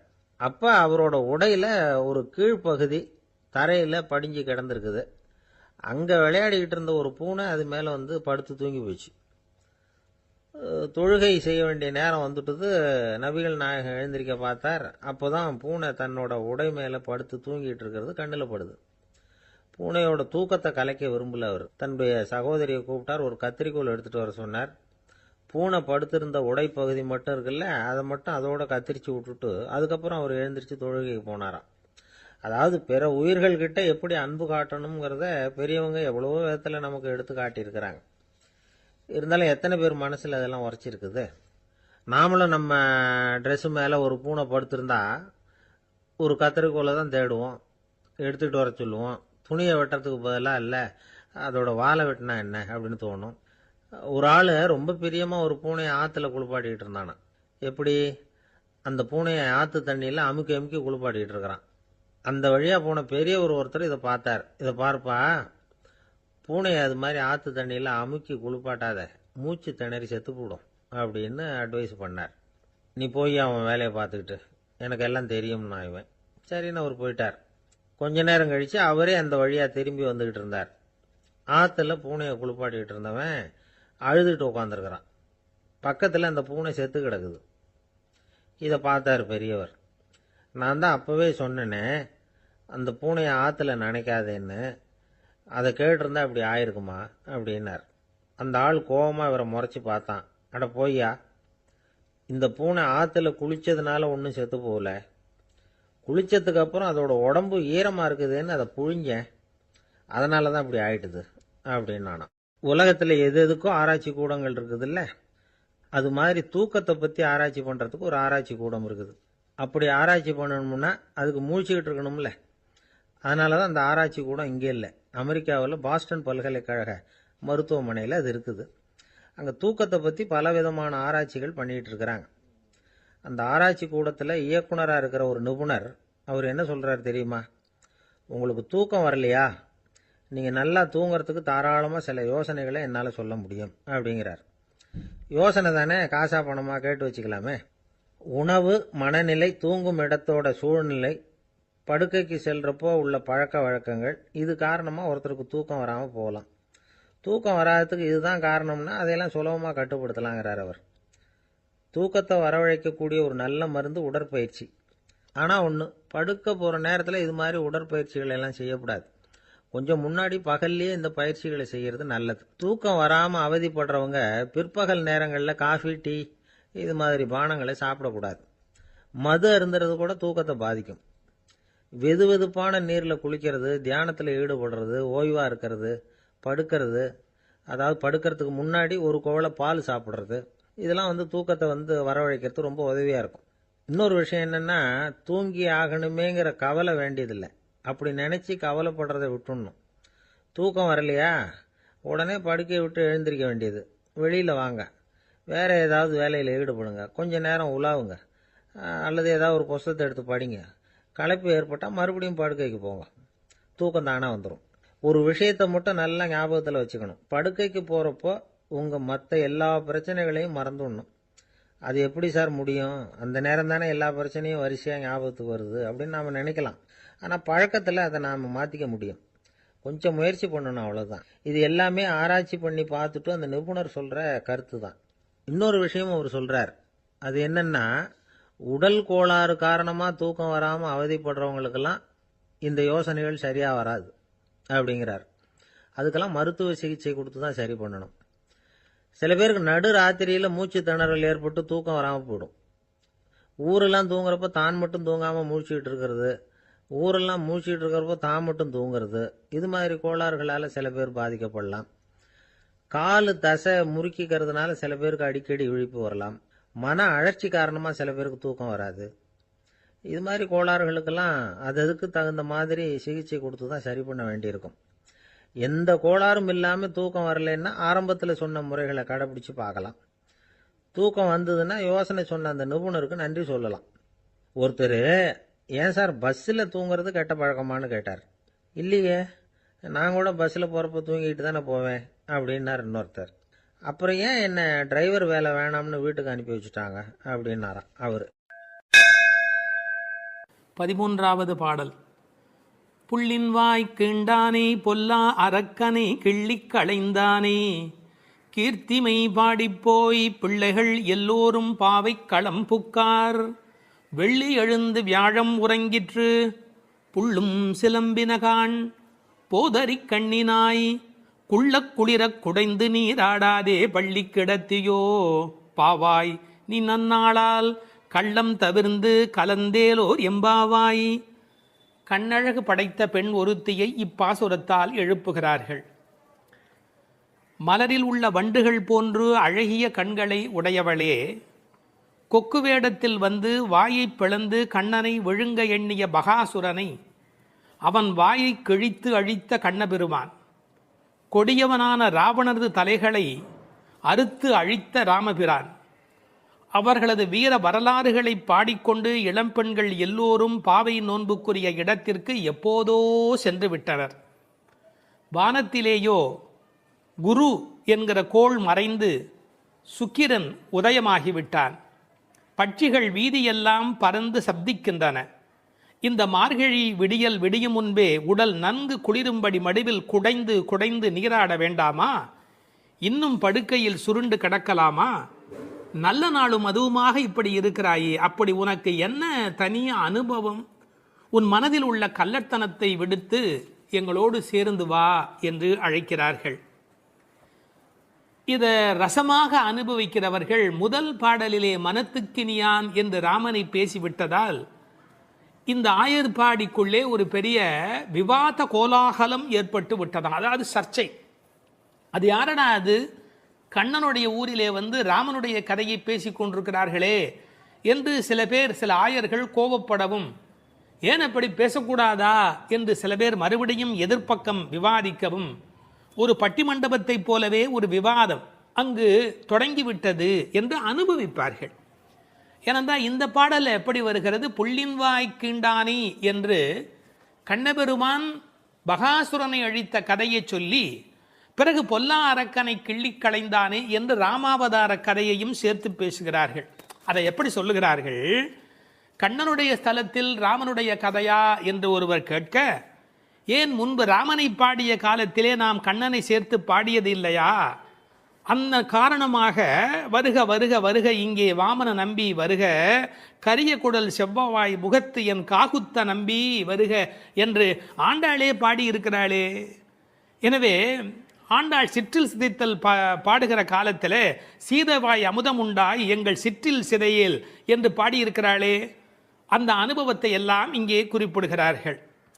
வருக வருக என்று ஆழ்வார் அனுபவித்ததையும் சிற்றில் சிதைக்காதே என்று ஆண்டாள் அனுபவித்ததையும் இந்த இடத்தில் மேற்கோளாக காட்டி, இந்த அயோத்தியிலே ராமபெருமானுடைய புகழை பேசுவது போல ஆயர்பாடியில் கண்ணன் புகழ்தான் பேச வேண்டும் என்ற கட்டாயமில்லை, இடம் மாறி பேசினாலும் ஒன்றும் தவறு இல்லை என்று ஒப்பந்தமாயிற்று என்று இதை வேறு ஒரு கோணத்திலே பேசுவார்கள். தீவிர பற்று உடையவர்கள் எப்போதும் இது போன்ற பிரச்சனைகளில் ஈடுபடுவது என்பது தவிர்க்க முடியாதது. புள்ளின் வாய் கிண்டானே பொல்லா அரக்கனை கிள்ளி களைந்தானே, பறவை வடிவத்திலே வந்தவனை அவன் அழித்தவன். பள்ளத்தில் மேயும் பறவை உருக்கொண்டு கள்ள அசுரன் வருவானை தான் கண்டு புள்ளிதுவென்று பொதுக்கோ வாய்க்கிண்டான், அப்படியே வாய்க்கிண்டிட்டான், அப்படியே கிழித்து எறிந்து விட்டான். அப்படி அழித்த வரலாற்றை சொன்னவர்கள் பொல்லா அரக்கனை கிள்ளிக்களைந்தானே என்று ராவணனை கொன்றதை பேசுகிறார்கள். இந்த எழுப்புகிற பெண்கள் இந்த பாடலை எல்லாம் கருத்தை எல்லாம் சொல்லி எழுப்புகிறார்கள். உரை கண்டவர்கள் கேட்டார்கள், பொல்லா அரக்கன் என்ற ராவணனை குறிப்பிட்டால் நல்ல அரக்கன் உண்டோ? என்ன நயம் பாருங்கள். உண்டு, அரக்கர் குலத்தில் பிறந்தாலும் விபீஷணன் நல்ல அரக்கன், ராவணனோ பொல்லா அரக்கன். அவனோடு பெரிதாக போர் செய்தார் என்று சொல்ல முடியாதான், கிள்ளி களைந்தார். தமிழில் ஒரு பழக்கம் உண்டு, யாராவது ரொம்ப அலட்சியமாக நினைச்சா என்ன கிள்ளுக்கிறேன்னு நினைச்சுக்கிட்டியா என்று கேட்பார்.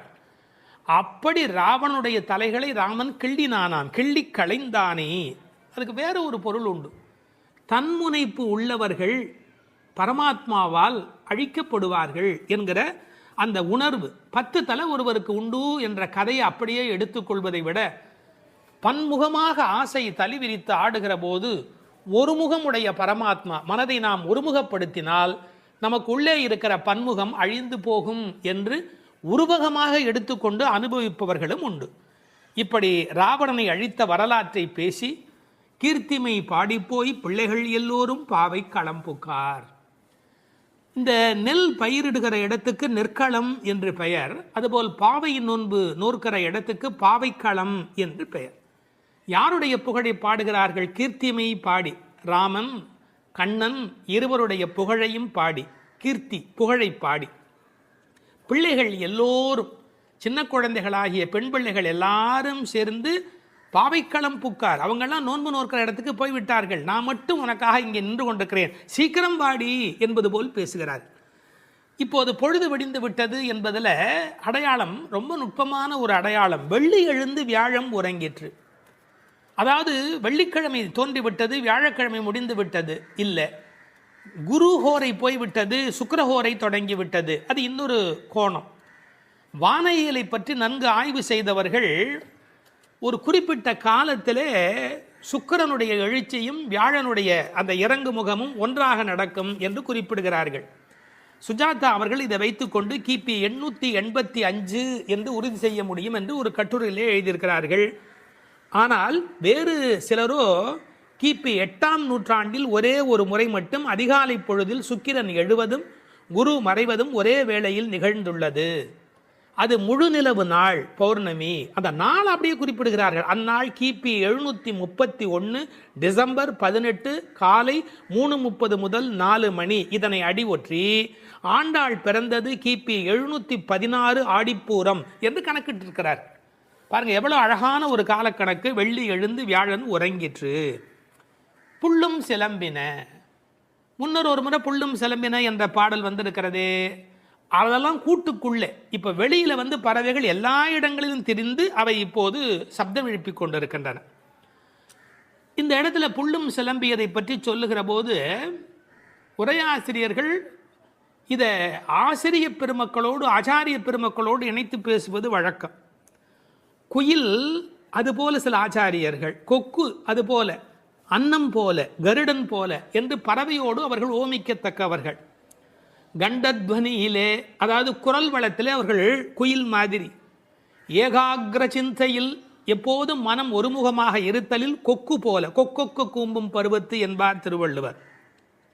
சாரத்தை கிரகித்துக் கொள்வதிலே அன்னபக்ஷி போல, அன்னத்தை போல. கைங்கரியம் என்ற தொண்டு செய்வதிலே கருட பட்சியைப் போல, பல்லடிமை திறத்தினாலே என்று பறவையை அப்படியே அடியார்களோடு ஒப்பிடுவதும் வழக்கம். போது அறி கண்ணினாய், போதுன்னு சொன்னால் முட்டு என்று பொருள். தமிழ் ஒரு அழகான மொழி. அரும்பு, முகை, முகிழ், மொட்டு, மலர். பாருங்க, மலருடைய பல நிலைக்கும் பேர் இருக்கு, இன்னும் கூட இருக்கு. அதாவது வெளியில் புறப்படுவது அரும்பு, கொஞ்சம் மேலே வந்தால் அது முகை, கொஞ்சம் அது இதழ் திறக்க ஆரம்பித்தா அது முகிழ், அது நல்ல விரிந்து விட்டால் தான் அதுக்கு மலர் அப்படின்னு பேர். ரெண்டுக்கும் நடுவில் இருக்க போது போதுன்னு பேர். அந்த போது அது போன்ற கண்களை உடையவள், அதில் வண்டு உட்கார்ந்திருப்பதை போன்ற கண். ஐயா, வெள்ளையாக கண்ணில் ஒரு பகுதி இருக்குது, கருப்பாக ஒரு பகுதி இருக்குது. அது வெள்ளையாக இருக்கிற மலர், அதன் மேலே கருப்பாக இருக்கிற வண்டு உட்கார்ந்திருக்கிற தன்மையினை போதறி கண்ணினாய் என்ற ஓமையாக குறிப்பிட்டார்கள். குளிக்கிறது எப்படி குளிக்கணுமா? குள்ள குளிர குடைந்து நீர் ஆடு. அப்படி ஆடாதே, பள்ளிக்கிடத்தியோ பாவாய் நீ.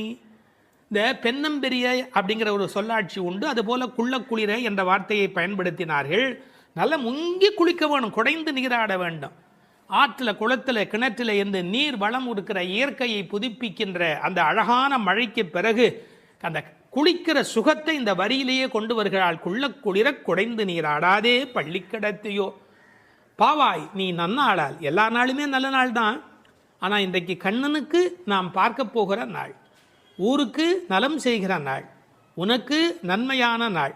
அப்படி இருக்கும்போது நீ படுத்து கிடக்கிறாயே, பள்ளி அறையிலேயே படுத்து கிடப்பவருக்கு பள்ளி கொண்ட பெருமாளை பார்க்கிற பாக்கியம் கிடைக்குமா?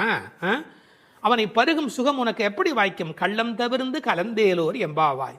நீ மட்டும் தனியாக மனசில் அனுபவிக்கிறியா? அந்த திருட்டுத்தனத்தை விட்டுடு. கள்ளம் தவிர்ந்து தனியாக அனுபவிக்காதே, கலந்து ஏலோர் எம்பாவாய். இறைவனை எல்லோரும் சேர்ந்து அனுபவிப்பதே சுகம் என்று இந்த பாசுரத்தால் அவர்கள் விளக்கி காட்டுகிறார்கள். திருப்பாவை 11ஆம் பாட்டு.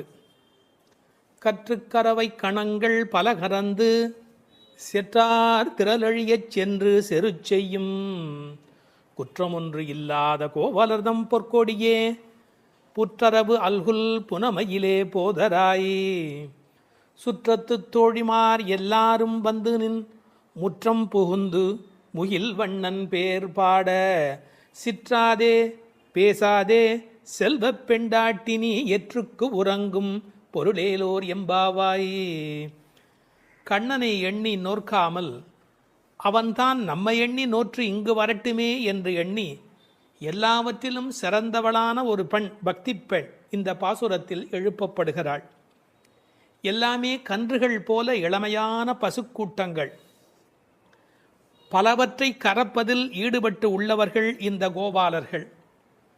பகைவர்கள் வந்துவிட்டால் அவர்கள் இருக்கும் இடத்திற்கு சென்று அவர்களது திறமை அழியும்படி போர் புரிய வல்ல குற்றமற்ற போர் வீரர்களை பெற்ற ஆயர் குலத்திலிருந்து வந்த பொன்கொடி போன்றவள் இந்த பெண். புற்றிலே உள்ள நாகத்தின் படம் போன்ற மறைவிடத்தையும் காட்டில் உலவும் மயில் போன்ற சாயலையும் உடையவளே, எழுந்து வா. நமது ஆயர்குடி பெண்கள் எல்லோரும் உன் வீட்டு முற்றத்திலே கூடி மேக நிறமுடைய கண்ணனது திருப்பெயர்களை கூறி பாடி மகிழ்கிறோம். நீயோ அசைவதே இல்லை, வாய் திறந்து பேசுவதும் இல்லை. அப்படி என்ன பெரும் செல்வமடி உனக்கு? இந்த உறக்கத்தில் உனக்கு என்ன அவ்வளவு ஈடுபாடு? எழுந்து வா என வெளியில் உள்ள பெண்கள் உள்ளே உறங்கும் பெண்ணை எழுப்புவதாக அமைந்துள்ள பாடல். இவர்கள் யாரை எழுப்புகிறார்கள்? 3 அடையாளங்கள். கோவலர்தம் பொற்கொடியே, புற்றரவு அல்குல் புனமையிலே, செல்வப் பெண்டாட்டி என்று உள்ளே இருக்கிற பெண் சிறப்பிக்கப்படுகிறார். கோபாலர் என்பது தமிழிலே கோவலர் என்று எழுதுவது வழக்கம்.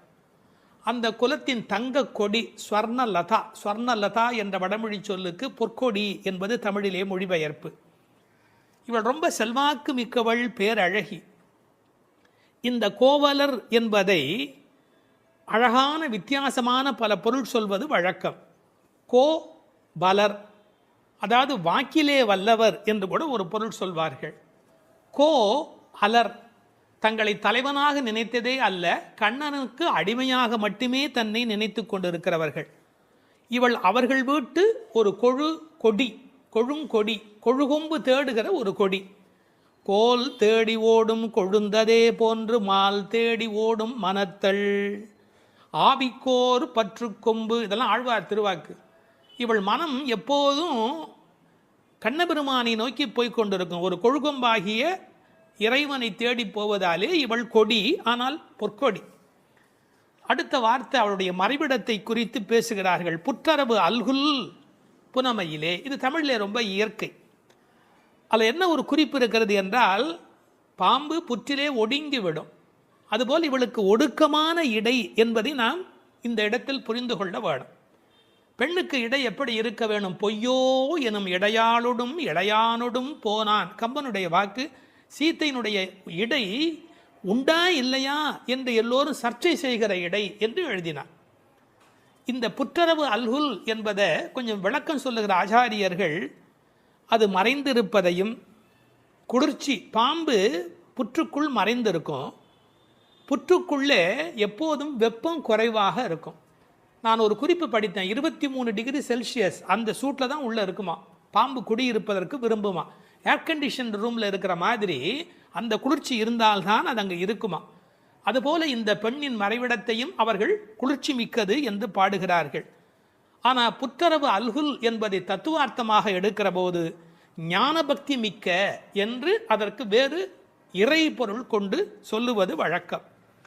அடுத்த வார்த்தை புனமையிலே போதராய். மயில் என்று சொன்னால் போராதா, ஏன் புனமயில் என்று சொல்ல வேணும்? நீங்கள் என்னதான் வளர்த்தாலும் ஒரு மிருகக்காட்சி சாலையில் இருக்கிற மயில் அதில் ஒரு வளப்பம் இருக்காது. காட்டிலே இயற்கையோடு இயற்கையாக ஆடிக்கொண்டிருக்கிற மயில் இருக்கு, செழிப்பாக இருக்கும். காட்டு மயில், புனம்னா காடு, காட்டிலே இருக்கிற மயில். வளர்ப்பு மயிலுக்கு இல்லாத அழகு காட்டில் இருக்கிற மயிலுக்கு வனப்பு மயில். அது கண்ணுக்கு மிகவும் இனிமை தருவது மயில். கருங்கண் தோகை மயில் பீலி அணிந்து, கண்ணபெருமான் மயிலை விரும்புகிறவன், அதான் தலைமையிலேயே சூடிக்கொண்டிருக்கிறான். எனவே இவளை விரும்புவதற்கான வாய்ப்பு அதிகம். இன்னொரு கோணத்தில் பிரதிவாதி பயங்கரம் சுவாமிகள் ஒரு அருமையான கருத்து சொல்வார்கள். ஆச்சாரியனை குறித்து அவர்கள் எல்லா பாடலுமே ஆச்சாரியனோடு தொடர்பு படுத்தி பேசியிருக்கிற ஒரு பேச்சு, அற்புதமான பேச்சு அது. அந்த மயிலுக்கும் ஆச்சாரியனுக்கும் என்ன தொடர்பு என்று அனுபவிக்கிறார்கள். ஆனந்தம் வந்து விட்டால் மயில் தோகை விரிக்கும். ஆச்சாரியனும் அப்படித்தான், ஆனந்தம் வந்து விட்டால் தன்னுடைய வாக்கில் விஸ்தாரமாக பல பொருள்கள் சொல்ல தொடங்கி விடுவார். மயிலுக்கு விஷப்பூச்சிகள் அண்டாது, அதுபோல் ஆச்சாரியனிடத்திலே தீய சக்திகள் சேராது. மயில் பீலி கண்ணன் தலைமையிலே இருக்கும். ஆச்சாரியன் ஏதேனும் ஒன்று சொன்னால் கண்ணன் தலைதுலுக்கி அதை அனுபவிப்பானா, அப்படி என்று அனுபவிப்பானா. எனவே தலைமேல் வைத்து கண்ணனே கொண்டாடுகிறான் ஆச்சாரியனுடைய வாக்கு. பாம்பு பயந்து ஓடும், விஷத்தன்மை உடையவர்கள் ஆச்சாரியனை பார்த்தால் விலகி ஓடி விடுவார்கள் என்று என்ன அழகு பாருங்கள். முழுக்க இந்த புனமையிலே என்பதை ஆச்சாரியனோடு சம்பந்தப்படுத்தி பேசுவார்கள் ஸ்ரீ பிரதிவாதி பயங்கரம் அண்ணங்கராச்சாரிய சுவாமிகள். இந்த புனமையில் என்பதில் இன்னும் ஒரு அழகு, மயில் புனத்தை சிறப்பிக்கிறது. காட்டுக்கு அழகு அப்படின்னா மயில் தான் காட்டுக்கு அழகாக இருக்கிறது. அது மாதிரி எங்கள் கூட்டத்துக்கு நீ புனமயில், எங்கள் கூட்டம் காடு போல நீ வந்தால்தான் எங்களுக்கு அழகு என்பதை புனமயில் என்பது குறிப்பிட்டது. நீ வந்து கதவை தர, ஏன் மயில் நடப்பதை பார்க்க வேண்டும் அல்லவா, மயில் நடந்து வருகிற அழகை நாங்கள் அனுபவிக்க வேண்டும் அல்லவா, எனவே உன் மயில் நடை காண வேண்டும், வாராய். செல்வ பெண்டாட்டி என்று விழிக்கிறார்கள். அடுத்தது, இவள் தலைமகள், குலம் தரும் செல்வம் தந்திடும் என்கிற அத்தனை செல்வமும் உடையவள், கண்ணனுக்கு மிக மிக வேண்டியவள். கண்ணனுடைய அழகை பற்றி சொல்லுகிற போது உரையாசிரியர் எழுதுவார், அது ஆண்களை பெண்களாக்கும், பெண்மையுறச் செய்யும். அது மாதிரி இவள் அழகு எப்படி என்றால் பெண்களை ஆண்மையுறச் செய்யும் பேரழகு, செல்வ பெண்டாட்டி என்று சிறப்பித்தார்கள். இப்போ அந்த ஆயர்பாடியிலே அவர்கள் கறந்து பால் கறந்து அவர்கள் எப்படி வாழுகிறார்கள் என்ற தன்மை பேசப்படுகிறது. கற்று கறவை கணங்கள் பல கறந்து. கன்று உடைய கறவை, ஏன்னா கன்றுக்குட்டி இருந்தால் தான் அது பால் ஈனும். சார், அந்த ஆச்சரியம் என்ன என்று கேட்டால், அங்கே கிழட்டு மாடே கிடையாது, எப்போதும் இளமையுடைய மாடு தான் அங்கே இருக்கும். எனவே அது கற்று கறவை கணங்கள் பல கறந்து, எக்கச்சக்கமான மாடுகள். இந்த ஆயர் சலிப்பதே இல்லை. பரதநாட்டியம் கற்றுக்கொள்கிற பெண்களை சொல்வார்கள், மண்டி போட்டு பாரு அப்படிம்பாங்க. அது மாதிரி பால் கறக்கிறவர்கள் குத்த வச்சு உட்காந்து பால் கறப்பார்கள். எக்கச்சக்கமான ஸ்டாமினா, உடல் பலம் இருந்தால் தான் தொடர்ந்து உட்காரவே முடியும். நீங்கள் சாதாரணமாக உட்காந்துடலாம், ஆனால் குத்த வச்சு உட்காரது இருக்கும் பாருங்க. பரதநாட்டியம் ஆடுகிறவர்களுக்கு முதல் பயிற்சி அதுதான். பால் கறக்கிற அந்த கோபாலர்களுக்கு இயல்பிலேயே வரிசையாக மாட்டை கறந்து உடல் பலம் எக்கச்சக்கமாக இருக்கும். பல கறந்து, இந்த கன்று என்பதை கற்று என்று எழுதுகிறார்கள். ஏன்னா மெல்லினமாக தான் இருக்கணும் கன்று. அது எப்படி வல்லினம் ஆயிட்டுனா, கண்ணுக்குட்டி மாதிரியா இருக்குது, அதுவே அவ்வளோ வலிமையாக துள்ளி குதிச்சுக்கிட்டு இருக்குது. அப்புறம் கன்றுன்னு எப்படி சொல்கிறது? அது கற்று. இதுக்கும் ஆழமான ஒரு உரை சொல்லுகிற வழக்கம் எப்படின்னா, கல்வி. கற்று அப்படின்னா கல்வியின் மூலமாக. அதாவது இது கண்ணுக்குட்டி அப்படிங்கிற அர்த்தத்தை தாண்டி நிறைய கல்வி கற்ற சிஷ்ய கோடிகளோடு ஆச்சாரியன் வருகிற பேரழகு, இப்படி ஆச்சாரியனோடு சம்பந்தப்படுத்தி அந்த பாடலுக்கு விளக்கம் சொல்வது உண்டு. பசுவனுடைய சிறப்பை சொல்வதாக இருந்தால், அந்த கோதூளி, அதனுடைய கால் தூசிக்கு பெருமை அதிகம். அந்த பசுவினுடைய அந்த கொட்டில் இருக்கு இல்லையா, மாட்டு கொட்டில், அங்கே போய் உட்காந்தா மன அமைதி கிடைக்கும். வாழ்க்கையில் மனதில் ரொம்ப அதிக துன்பம் உடையவர்கள் பசுக்கள் குடியிருக்கிற கொட்டிலில் போய் பசுக்களை தொட்டு தடவி கொஞ்ச நேரம் அங்கே இருந்தால் அடைய முடியாத அமைதி அடைவார்கள், நோயிலே இருந்து நீங்குவார்கள். இப்போ கண்டுபிடிச்சிருக்கிறாங்க. இப்படி ஒருவரே பல மாடு கடந்து எடுக்கக்கூடிய உடல் பலம் உடையவர்கள். ஆனால் வெறும்னா பால் கறக்கிற ஆட்கள்னு நாம் நினைக்கக்கூடாது. எதிரிகள் யாராவது, எதிரினா இவங்களுக்கு கிடையாது, கண்ணனை எதிர்க்கிறதுக்கு யாராவது வந்தால் செற்றார் திரளழிய சென்று செரு செய்யும். வேடிக்கையாக சொல்லுவாங்க, டே என் ஏரியாவுக்கு வாடா பார்த்துக்கிறேன் அப்படின்னு. அது மாதிரி சிங்கத்தை குகையிலேயே சந்திப்பது போல எதிரிகளுடைய கோட்டைக்கு உள்ளேயே புகுந்து அவர்களை அடித்து நொறுக்குவார்கள். கிருஷ்ணனுடைய எதிரிகளை தங்கள் எதிரிகளாக நினைத்து கொள்வார்கள். செற்றார் திரளழிய சென்று செரு செய்யும். ராமனை பற்றி பாடும்போது சென்று அங்கு தென்னிலங்கை செற்றாய் திரள் போற்றினாலே, இந்த ஆயர்பாடியில் இருக்கிற கோபாலரும் சென்று சண்டையிடுகிறவர்கள். குற்றம் ஒன்றில்லாத கோவலர். அவங்களுக்கு இடக்கை வழக்கை தெரியாது. படித்து வந்தானே சார் விஷமம் பண்ணுவான், கல்வி உள்ளவன் தானே அதிக வம்பு பண்ணுவான். இவனுக்கு எந்த குற்றமுமே கிடையாது. அப்படிப்பட்ட கோவலர்தம் பொற்கொடியே. சுற்றத்து தோழிமார் எல்லாரும் வந்து, அத்தனை பேரும் வந்துட்டோம். முடி உன் வீட்டு வாசலில் நிற்கிறோம்.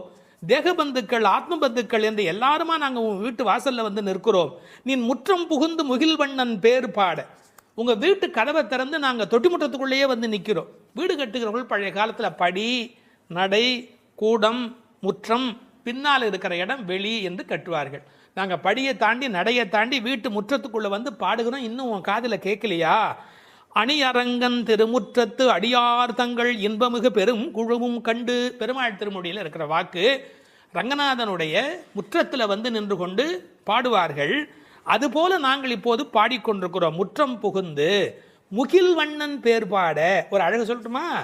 உன்னை புனமயில் என்று வர்ணிக்கிறார்கள். மயில் எப்போ ஆடும்? முகில் பார்த்தா ஆடும். கண்ணன் முகில் வண்ணன், நீ புனமயில், அவனுக்கென்று ஆடப் பிறந்தவள். முகில் வண்ணன் பேர் பாட சிற்றாதே. சிற்றாதேன்னா அசையாம கிடக்கிறமா, நீ உடம்பு கூட அசையில. நாங்கள் இவ்வளோ பேர் பாடுறோம், ஒரு குலுங்கல் ஒன்றுமே இல்லையே. பேசாதே, பதிலும் நீ பேச மாட்டேங்கிற. செல்வ பெண்டாட்டி, ரொம்ப உனக்கு நாம் கண்ணனுக்கு வேண்டியவன் அப்படிங்கிற ஒரு ஒரு கர்வம் வந்து விட்டதா? செல்வ பெண்டாட்டி நீ எற்றுக்கு உறங்கும் பொருள் ஏலோர் எம்பாவாய். உறக்கத்தில் அர்த்தமே இல்லையேடி, அர்த்தமில்லாத தூக்கத்தில் போய் ஆழ்ந்து கிடக்கிறாயே என்று பேசுவதாக அமைந்திருக்கிறது இந்த பாடல்.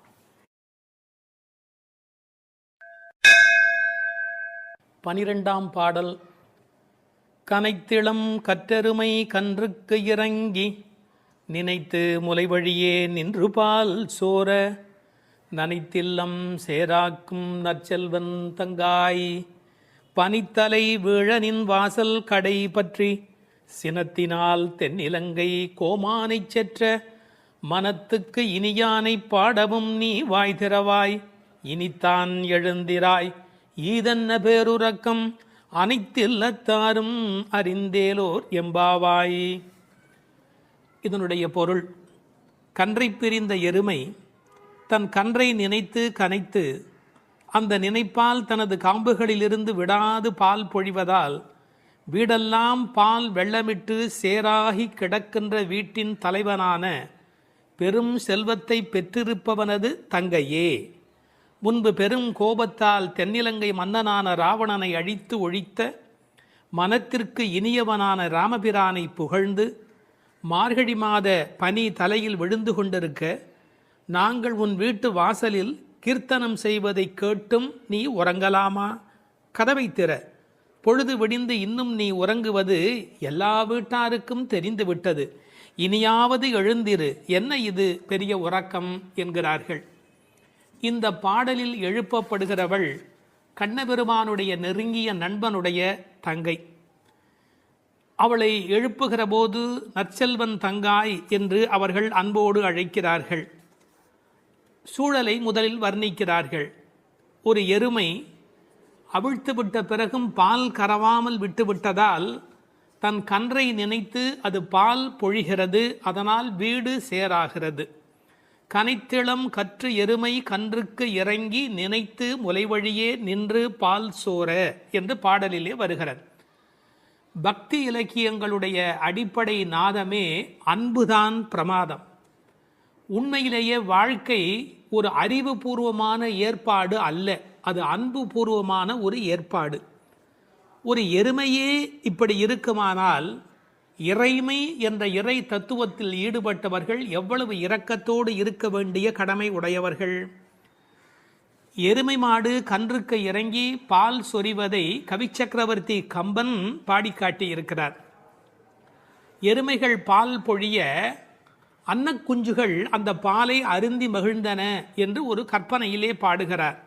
சேல் உண்ட ஒன்கணாரின் திரிகின்ற செங்கால் அன்னம் மால் உண்ட நளினப்பள்ளி வளர்த்திய மழலை பிள்ளை கால் உண்ட சேற்று மேது கன்று உள்ளி கனைப்பச் சோர்ந்த பால் உண்டு துயில பச்சை தேரை தாலாட்டும் பண்ணை என்று எழுதுகிறார். நாட்டு வளத்தை எழுதுகிற போது தாமரைப்பூவில் உறங்கிக் கொண்டிருக்கிற அன்னக்குஞ்சுகளுக்கு எருமை மாடு தன்னுடைய கன்றை நினைத்து சொரிந்த பால் அவைகளுக்கு கிடைத்தன என்று கோசல நாட்டு வளத்தை பாடுகிற போது குறிப்பிடுகிறார். உண்மையிலேயே இந்த எருமைகள் இப்படி பால் கறக்கும் என்கிற தன்மையினை வேறு ஒரு வகையில் சங்க இலக்கியத்தில் ஒரு புலவர் பாடிக்காட்டி இருக்கிறார். வெள்ளி வீதியார் என்ற ஒரு புலவர். அவர் வேறு ஒரு கோணத்தில் சொல்லுகிறார். காமத்தை பற்றி பாடுகிற போது தலைவன் வந்து எங்களை அனுபவிக்கவில்லை, எங்கள் இளமையோ வீணாகிறது, எங்களுக்கும் பயனில்லை அவனுக்கும் பயனில்லை, உடம்பில் பசலை நோய் வந்து துன்பப்படுகிறேன் என்று எழுதுகிறார். கன்றும் உண்ணாது கலத்தினும் படாது நல் ஆண் தீம்பால் நிலத்து உக்காங்கு, அவர் பசு என்று எழுதுகிறார். இது சங்க இலக்கிய பாடல்.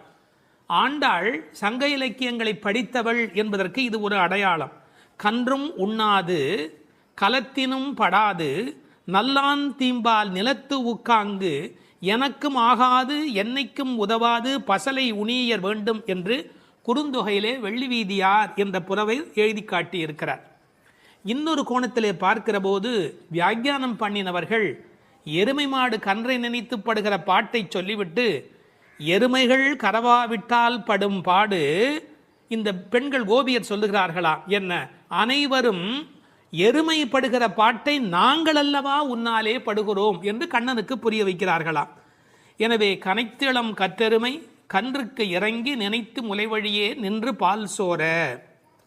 சென்ற பாடலிலே பால் கறப்பதை பற்றிய குறிப்பு வந்தது. கற்றுக்கறவை கணங்கள் பல கறந்து என்று வரும். இந்த பாடலிலே பால் கறவாமை பற்றிய குறிப்பு வந்தது. அப்படியானால் எது உண்மை? இப்படி எடுத்துக்கொள்ள வேணும். பக்தி யோகத்தில் ஈடுபட்டிருக்கிற தன்மையினை இந்த பாடலும், கர்மயோகத்தில் ஈடுபட்டிருக்கிறவர்களை பற்றிய குறிப்பை அந்த பாடலிலும் ஆண்டாள் குறிப்பிடுகிறாள் என்று பொருள் கொள்ள வேண்டும். நற்செல்வன் தங்காய், சிறந்த செல்வமுடையவனுடைய தங்கையே. அவன் எப்படி நற்செல்வனாக இருக்கிறான்? கண்ணனுடைய மிக நெருங்கிய நண்பன் ஒருவன், அதை ஆழ்வார் பாடுகிற போது சொல்லுகிறார். பெரியாழ்வார் திருமொழியிலே சுரிகையும் தெரிவில்லும் செண்டுகோலும் மேலாடையும் தோழன்மார் கொண்டு ஓட ஒரு கையால் ஒருவன் தன் தோளை ஊன்றி. கண்ணன் எப்போதும் யாராவது ஒருத்தனுடைய தோளை அணைத்தபடி இருக்கிறானாம். அப்படி ஒரு கையால் ஒருவன் தன் தோளை ஊன்றி. எனவே கண்ணனுடைய மிக நெருக்கமான நண்பன் அவனை விட்டு வராமையினாலே அவன் வீட்டு எருமை கரவாதபடி போயிற்று என்று பொருள் கொள்ள வேண்டும். தமிழிலே மாடு என்பதே செல்வத்தை குறிப்பது. எனவே அந்த மாட்டின் பெருஞ்செல்வம் உடையதால் நற்செல்வன் தங்காய் என்று பொருள் செய்தார்கள்.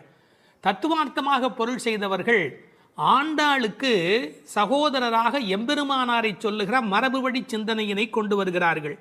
பெரியாழ்வார் பெற்றெடுத்த பெண் பிள்ளை வாழியே, பெரும் புதூர் மாமுனிக்கு பின்னானாய் வாழியே என்று ராமானுஜருக்கு தங்கையாக ஆண்டாள் பேசப்படுகிறாளே. கோயில் அண்ணா வாரும் என்று ஆண்டாள் அழைத்தாளே, அந்த இங்கு நினைவூட்டி நற்செல்வன் தங்காய் என்று ஆண்டாளையே குறிப்பிடுகிறார்கள். அது மட்டுமல்ல, கைங்கரிய லக்ஷ்மி அதுதானே செல்வம், இந்த உலகத்தில் பகவானுக்கு செய்கிற சேவையே பெரிய செல்வம் என்று வேறு ஒரு கோணத்திலும் இதற்கு உரை எழுதுவார்கள். இந்த பெண்கள் இப்போது பேசுகிறார்கள், அம்மா உன் வீட்டு வாசலிலே மார்கழி பனி தலையிலே வந்து விழுகிறது. நாங்கள் எதை பிடித்து கொண்டு நிற்கிறோம் தெரியுமா? உன் வீடு சேராகி கிடக்கிறது. எருமை பால் ஓட ஓட கீழே கால் வைக்க முடியவில்லை, சேராகி இருக்கிறது. பழைய காலத்தில் வீட்டு கதவுல நாதாங்கி என்று ஒன்று தொங்கும். அதைத்தான் நாதம் சத்தம் போடுவார்கள், தட்டினா வீட்டுக்குள்ளே கேட்கும் என்ற காலிங் பெல் இன்றைய மெத்தடில். அந்த நின் வாசல் கடையை பற்றி நாங்கள் நாதாங்கியை பற்றி கொண்டு நிற்கிறோம். அதுக்கு உரை எழுதும் போது சொன்னார்கள், மேலே பனி வெள்ளம் மனத்தே பால் வெள்ளம், தரையிலோ மேலே பனி வெள்ளம் மனத்தே மால் வெள்ளம். மால்னா திருமால். மனத்தே மால் வெள்ளம் தரையிலே பால் வெள்ளமாய் தெப்பம் வற்றுவாரை போலே உன் வீட்டு நாதாங்கியை பிடித்து தொங்கிக் கொண்டிருக்கிறது கான். அப்படியெல்லாம் அந்த நாதாங்கியை பிடித்து கொண்டு இவைகள் தொங்கிக் கொண்டு நிற்கிறார்கள்.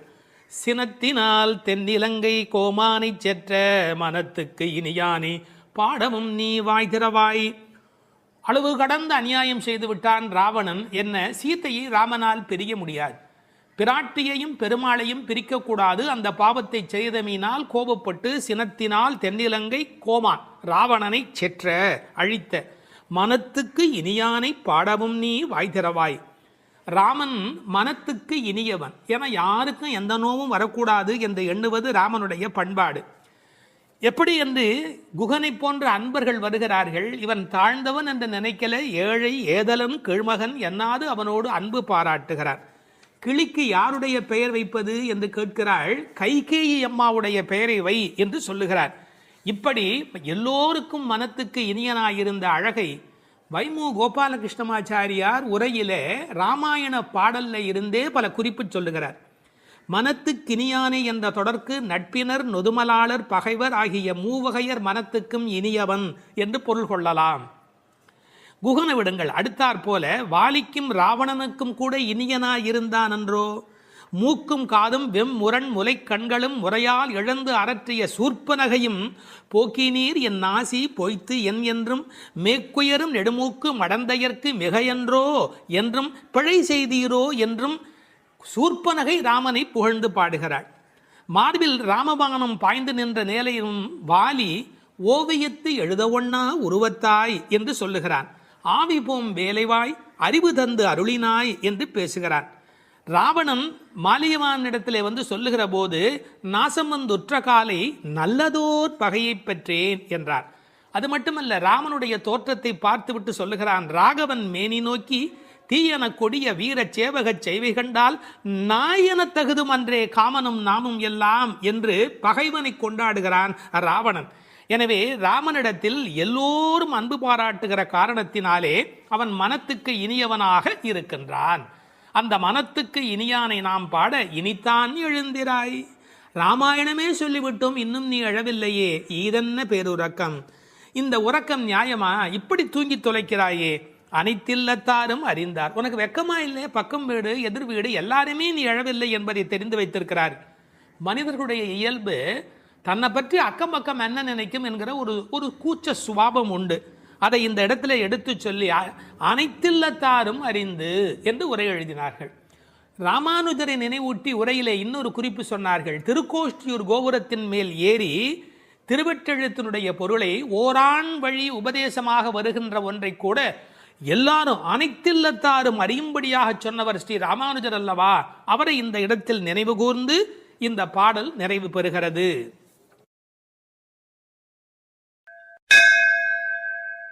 திருப்பாவை 10ஆம் பாடல். நோற்றுச் சுவர்க்கம் புகுகின்ற அம்மனாய் மாற்றமும் தாராரோ வாசல் திறவாதார் நாற்றத்துழாய் முடி நாராயணன் நம்மால் போற்றப் பறைதரும் புண்ணியனால் பண்டொரு நாள் கூற்றத்தின் வாய் வீழ்ந்த கும்பகர்ணனும் தோற்றும் உனக்கே பெரும் துயில்தான் தந்தானோ ஆற்ற அனந்தல் உடையாய் அருங்கலமே தேற்றமாய் வந்து திறவேலோர் எம்பாவாய். இந்த பாடலை நோன்பின் பெருமையால் கண்ணனை கையில் கனிபோல் அடைந்த ஒரு பக்திமிக்க பாவை எழுப்பப்படுகிறாள் என்றும் பார்க்கலாம். அல்லது தூக்கத்தையே நோன்பாக கருதி சோம்பி கிடக்கிற ஒருவளை கேலி பேசுவதாகவும் பொருள் கொள்ளலாம். இப்போது பாடலின் பொருளை முதலில் பார்ப்போம். நோன்பின் பலன் கைவரப் பெற்று அதன் விளைவாக சொர்க்கத்தையே அடைகின்ற பெண்ணே, அந்த சொர்க்கத்தினுள்ளே புகும் பெண் என்றாலும் உறக்கத்தை நோன்பாக கொண்டவளே என்று இன்னொரு பொருள். நீ வாயில் கதவைத்தான் திறக்கவில்லை, வாயை திறந்து பதில் கூடவா சொல்லக்கூடாது? மனம் நிறைந்த திருத்துழாய் துளசி மாலையை திருமுடியில் அணிந்திருக்கிற நாராயணன், நமது போற்றுதலை ஏற்று பலனை வழங்குகின்ற புண்ணியன், முன்னொரு காலத்தில் எவனுக்கு இரையாகி போன கும்பகர்ணன் உன்னுடன் தூக்கப் போட்டிக்கு வந்து தோற்று பெரிய தூக்கத்தை தன் தோல்வியின் அடையாளமாக உனக்கு வழங்கிவிட்டானா என்ன? மிகுந்த சோர்வும் சோம்பலும் ஏன் உனக்கு? இந்த குழுவுக்கே ஒப்பற்ற அணிகலன் போல விளங்குகிறளா அல்லவா நீ? படுக்கையை விட்டு தெளிவுடன் எழுந்து வந்து கதவை திற என்று வெளியில் நின்ற தோழியர் உள்ளே படுத்திருப்பவளை அழைக்கிறார்கள். இதுவே பாடலின் திரண்ட பொருள். இங்கே கேலியும் கிண்டலும் கூட ஒரு வகையான விளையாட்டாக எடுத்துக்கொள்ள ஒரு பகுதி இடம் கொடுக்கிறது. ஒரு பெண் சொல்லி இருக்கிறாள், நான் கடுமையான தவம் பண்ணி சொர்க்கம் போகப் போகிறேன் என்று இவர்கள் பேசிக்கொண்டிருக்கிற போது தோழிகளுக்கு மத்தியில் சொல்லி இருக்கிறாள். அவளை இப்போது எழுப்ப வந்திருக்கிறார்கள். ஆஹா அடியம்மா, நீ சொர்க்கம் போகிற லட்சணம் என்ன என்று எங்களுக்கு தெரியாதா? நோற்று சொர்க்கம் போகுகின்ற அம்மனாய், நீ தவம் பண்ணி சொர்க்கம் போவேன் என்று சொன்னாயே, இப்போது படுத்து கிடக்கிறாயே. இப்படி எடுத்துக்கொண்டால் அது ஒரு கேலியான கிண்டலான அவளை பற்றி பேசுகிற ஒரு விளையாட்டு பேச்சாக பொருளாகிறது. உண்மையிலேயே எடுத்துக்கொண்டால் அவள் உண்மையான கடினமான முயற்சி உடையவள், எல்லா நோன்புகளையும் சரியாக மேற்கொள்ளுகிறவள், நாளை வைகுந்தம் சேர வேண்டும் என்ற எண்ணத்தில் தன் வாழ்நெறியை அமைத்து கொண்டவள். எனவே நோற்று சொர்க்கம் போகுகின்ற அம்மனாய் பெருமைக்கு உரியவளே, நீ தவம் பண்ணி மேலே போவேன் என்று சொன்னாயே, இப்போது தூங்கிக் கொண்டிருக்கிறாயே என்று ரெண்டு வகையிலேயும் பாவத்தை மாற்றி பொருள் சொல்லக்கூடிய பாடல் வரி இது.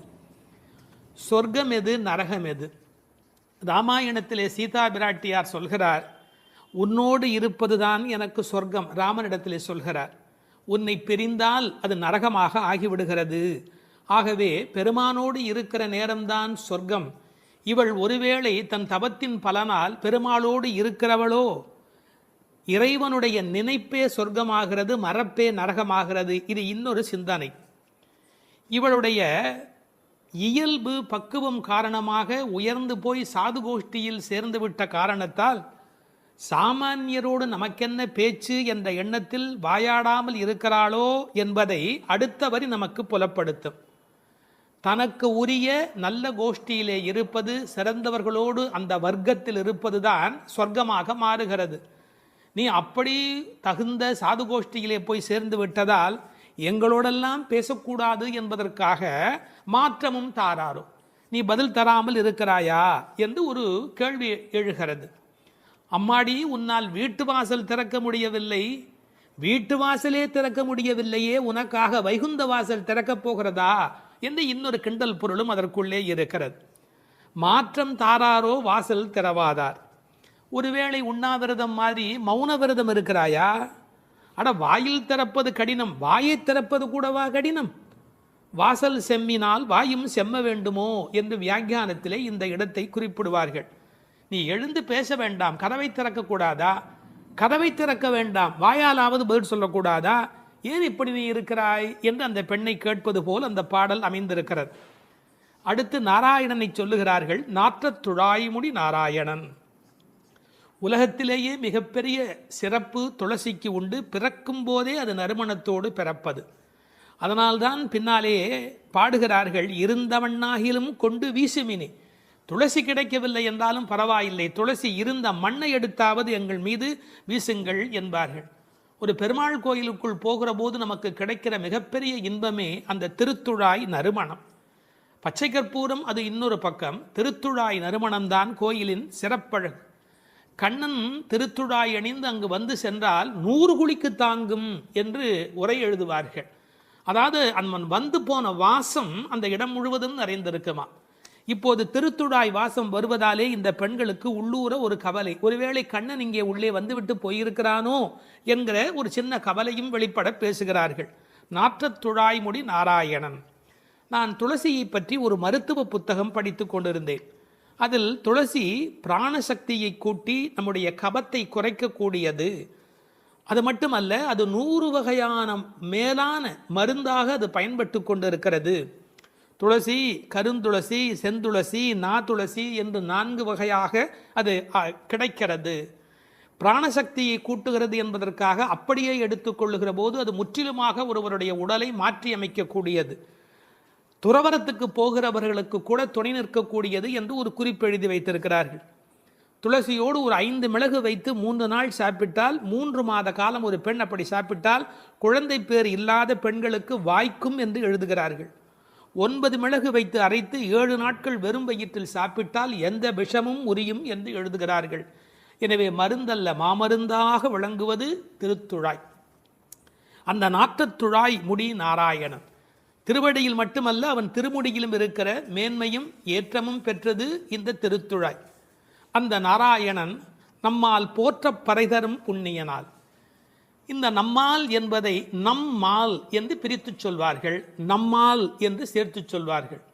அதாவது நாம் இப்போது பாடினால் அவன் நமக்கு பறை தருவான், நம்முடைய மால் நமக்கு பறை தருவான். நமக்கு மால் இருக்குமென்றாலும், மால் என்றால் மயக்கம். சில பேர் சுய மோகிகள், தன்னைத்தானே மோகித்து கொண்டு தன்னை பெரிதாக நினைத்து கொண்டிருப்பார்கள். அப்படிப்பட்ட குறையுடையவராக இருந்தாலும் கூட அவர்களுக்கு கருணை பாலிக்கிறவன் கடவுளாக மாறுகிறான். நம்மால் போற்ற பறை தரும் புண்ணியனால். அவன் புகழை பாடிய மாத்திரத்தில் நமக்கு பறை தருகிறான், புருஷார்த்தங்களை அருளுவதற்கு தயாராக இருக்கின்றான். அடுத்து அந்த பெண்ணை அவர்கள் கேலி பேசுகிறார்கள். அப்படிப்பட்டவனை நாங்கள் பாடுகிற போது கூட நீ தூங்கி கொண்டிருக்கிறாயே, இது என்ன நியாயம்? பண்டொரு நாள் கூற்றத்தின் வாய் வீழ்ந்த கும்பகர்ணனும். இந்த பண்டொரு நாள் என்பதற்கு நேரடியாக நீங்கள் பொழிப்புரை எழுதினால் முன்பு ஒரு நாள், அதாவது ராமாயணம் முன்னர் நடந்தது.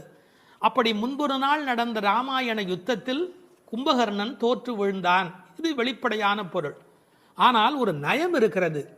பண்டு ஒரு நாள், ராமாயண கதை படித்தவர்களுக்கு தெரியும், ராவணனை போன்றவர்கள் முதல் நாள் போருக்கு வருகிறார்கள், பின்னாலும் வருகிறார்கள். இந்திரஜித்தன் ஒரு நாள் வருகிறான், பிறகு இன்னொரு நாள் வருகிறான். ஆனால் கும்பகர்ணன் ஒரே ஒரு நாள் தான் போருக்கு வருகிறான், அன்றே மாண்டு போய் விடுகிறான். இந்த மிகப்பெரிய வரலாற்று குறிப்பை பண்டொரு நாள் கூற்றத்தின் வாய்வீழ்ந்த கும்பகர்ணன் என்று குறிக்கிறாள். கூற்றத்தின் வாய்வீழ்ந்த கும்பகர்ணன் என்றால் யமனுடைய வாயில் வந்து விழுந்த கும்பகர்ணன். ராமன் கொன்றான் என்று பழி சொல்ல விருப்பமில்லை. ஒருவர் தண்ணீர் குடிப்பதற்கு ஏரி வெட்டி வைக்கிறார், அதில் வந்து ஒருவர் விழுந்து விட்டால் அது ஏரி வெட்டி அவருடைய தவறா? அது மாதிரி தயரதன் பெற்ற மரகத மணித்தடம் ஸ்ரீராமன், அதில் வந்து விழுந்து இறந்தவன் கூற்றத்தின் வாய்வீழ்ந்த கும்பகர்ணன் என்று நயம்பட பேசுகிறாள். 6 மாதம் தூக்கமுடையவன் அவன் தோற்றும் உனக்கே பெருந்துயில்தான் தந்தானோ. தோற்றவர்கள் வெற்றி பெற்றவர்களுக்கு ஒரு பரிசு தர வேண்டும். அப்படி கும்பகர்ணன் தோற்றவன் இந்த தூக்கத்தை இவளுக்கு பரிசாக கொடுத்து விட்டு போயிருக்கிறான். கும்பகர்ணன் இவளோடு போட்டி போட்ட போது இவள் வெற்றி பெற்று விட்டாளாம். அந்த கேலி பேசுகிறார்கள், தோற்றும் உனக்கே பெரும் தொழில்தான் தந்தானோ. சோம்பல் எல்லா நோய்களுக்கும் மகப்பேறு மருத்துவ மறை. ஆங்கிலத்திலே என்தூசியாசம் என்று ஒரு வார்த்தை சொல்கிறார்கள். அதை பற்றி ஆழமான பொருள் சொல்லுகிறவர்கள், என்தூசியாசம் என்றால் உற்சாகம் என்று மட்டும் பொருள் அல்ல, இறைமையில் நிறைந்தவர் என்று ஒரு பொருள் கொள்ளுகிறார்கள். எனவே சோம்பல் இறைநிலைக்கு எதிரானது, உயிர்ப்பு இறைநிலைக்கு அடையாளமானது. நீ இப்படி கும்பகர்ணனை போல் தூக்கத்தில் இருக்கிறாயே, நீ அனந்த நிலையில் இருக்கிறார், அதாவது தூக்கமும் இல்லை விழிப்பும் இல்லை, அந்த நிலையில் இருக்கிறாய், ஆற்ற அனந்தல் உடையாய். ஆனால் நீ யார்? எங்களுக்கு அரும் கலை. நீ வந்தால் எங்கள் கோஷ்டிக்கே பெருமை, எங்கள் கோஷ்டியே ஒளி வீசக்கூடியது, எங்களுக்கு நல்ல அணிகலன் நீ. தேற்றமாய் வந்து திரவேலோர் எம்பாவாய். தேற்றமாய் என்றால் படுத்த நிலையிலேயே அப்படியே எழுந்து வெளியிலே வந்து விடாதே.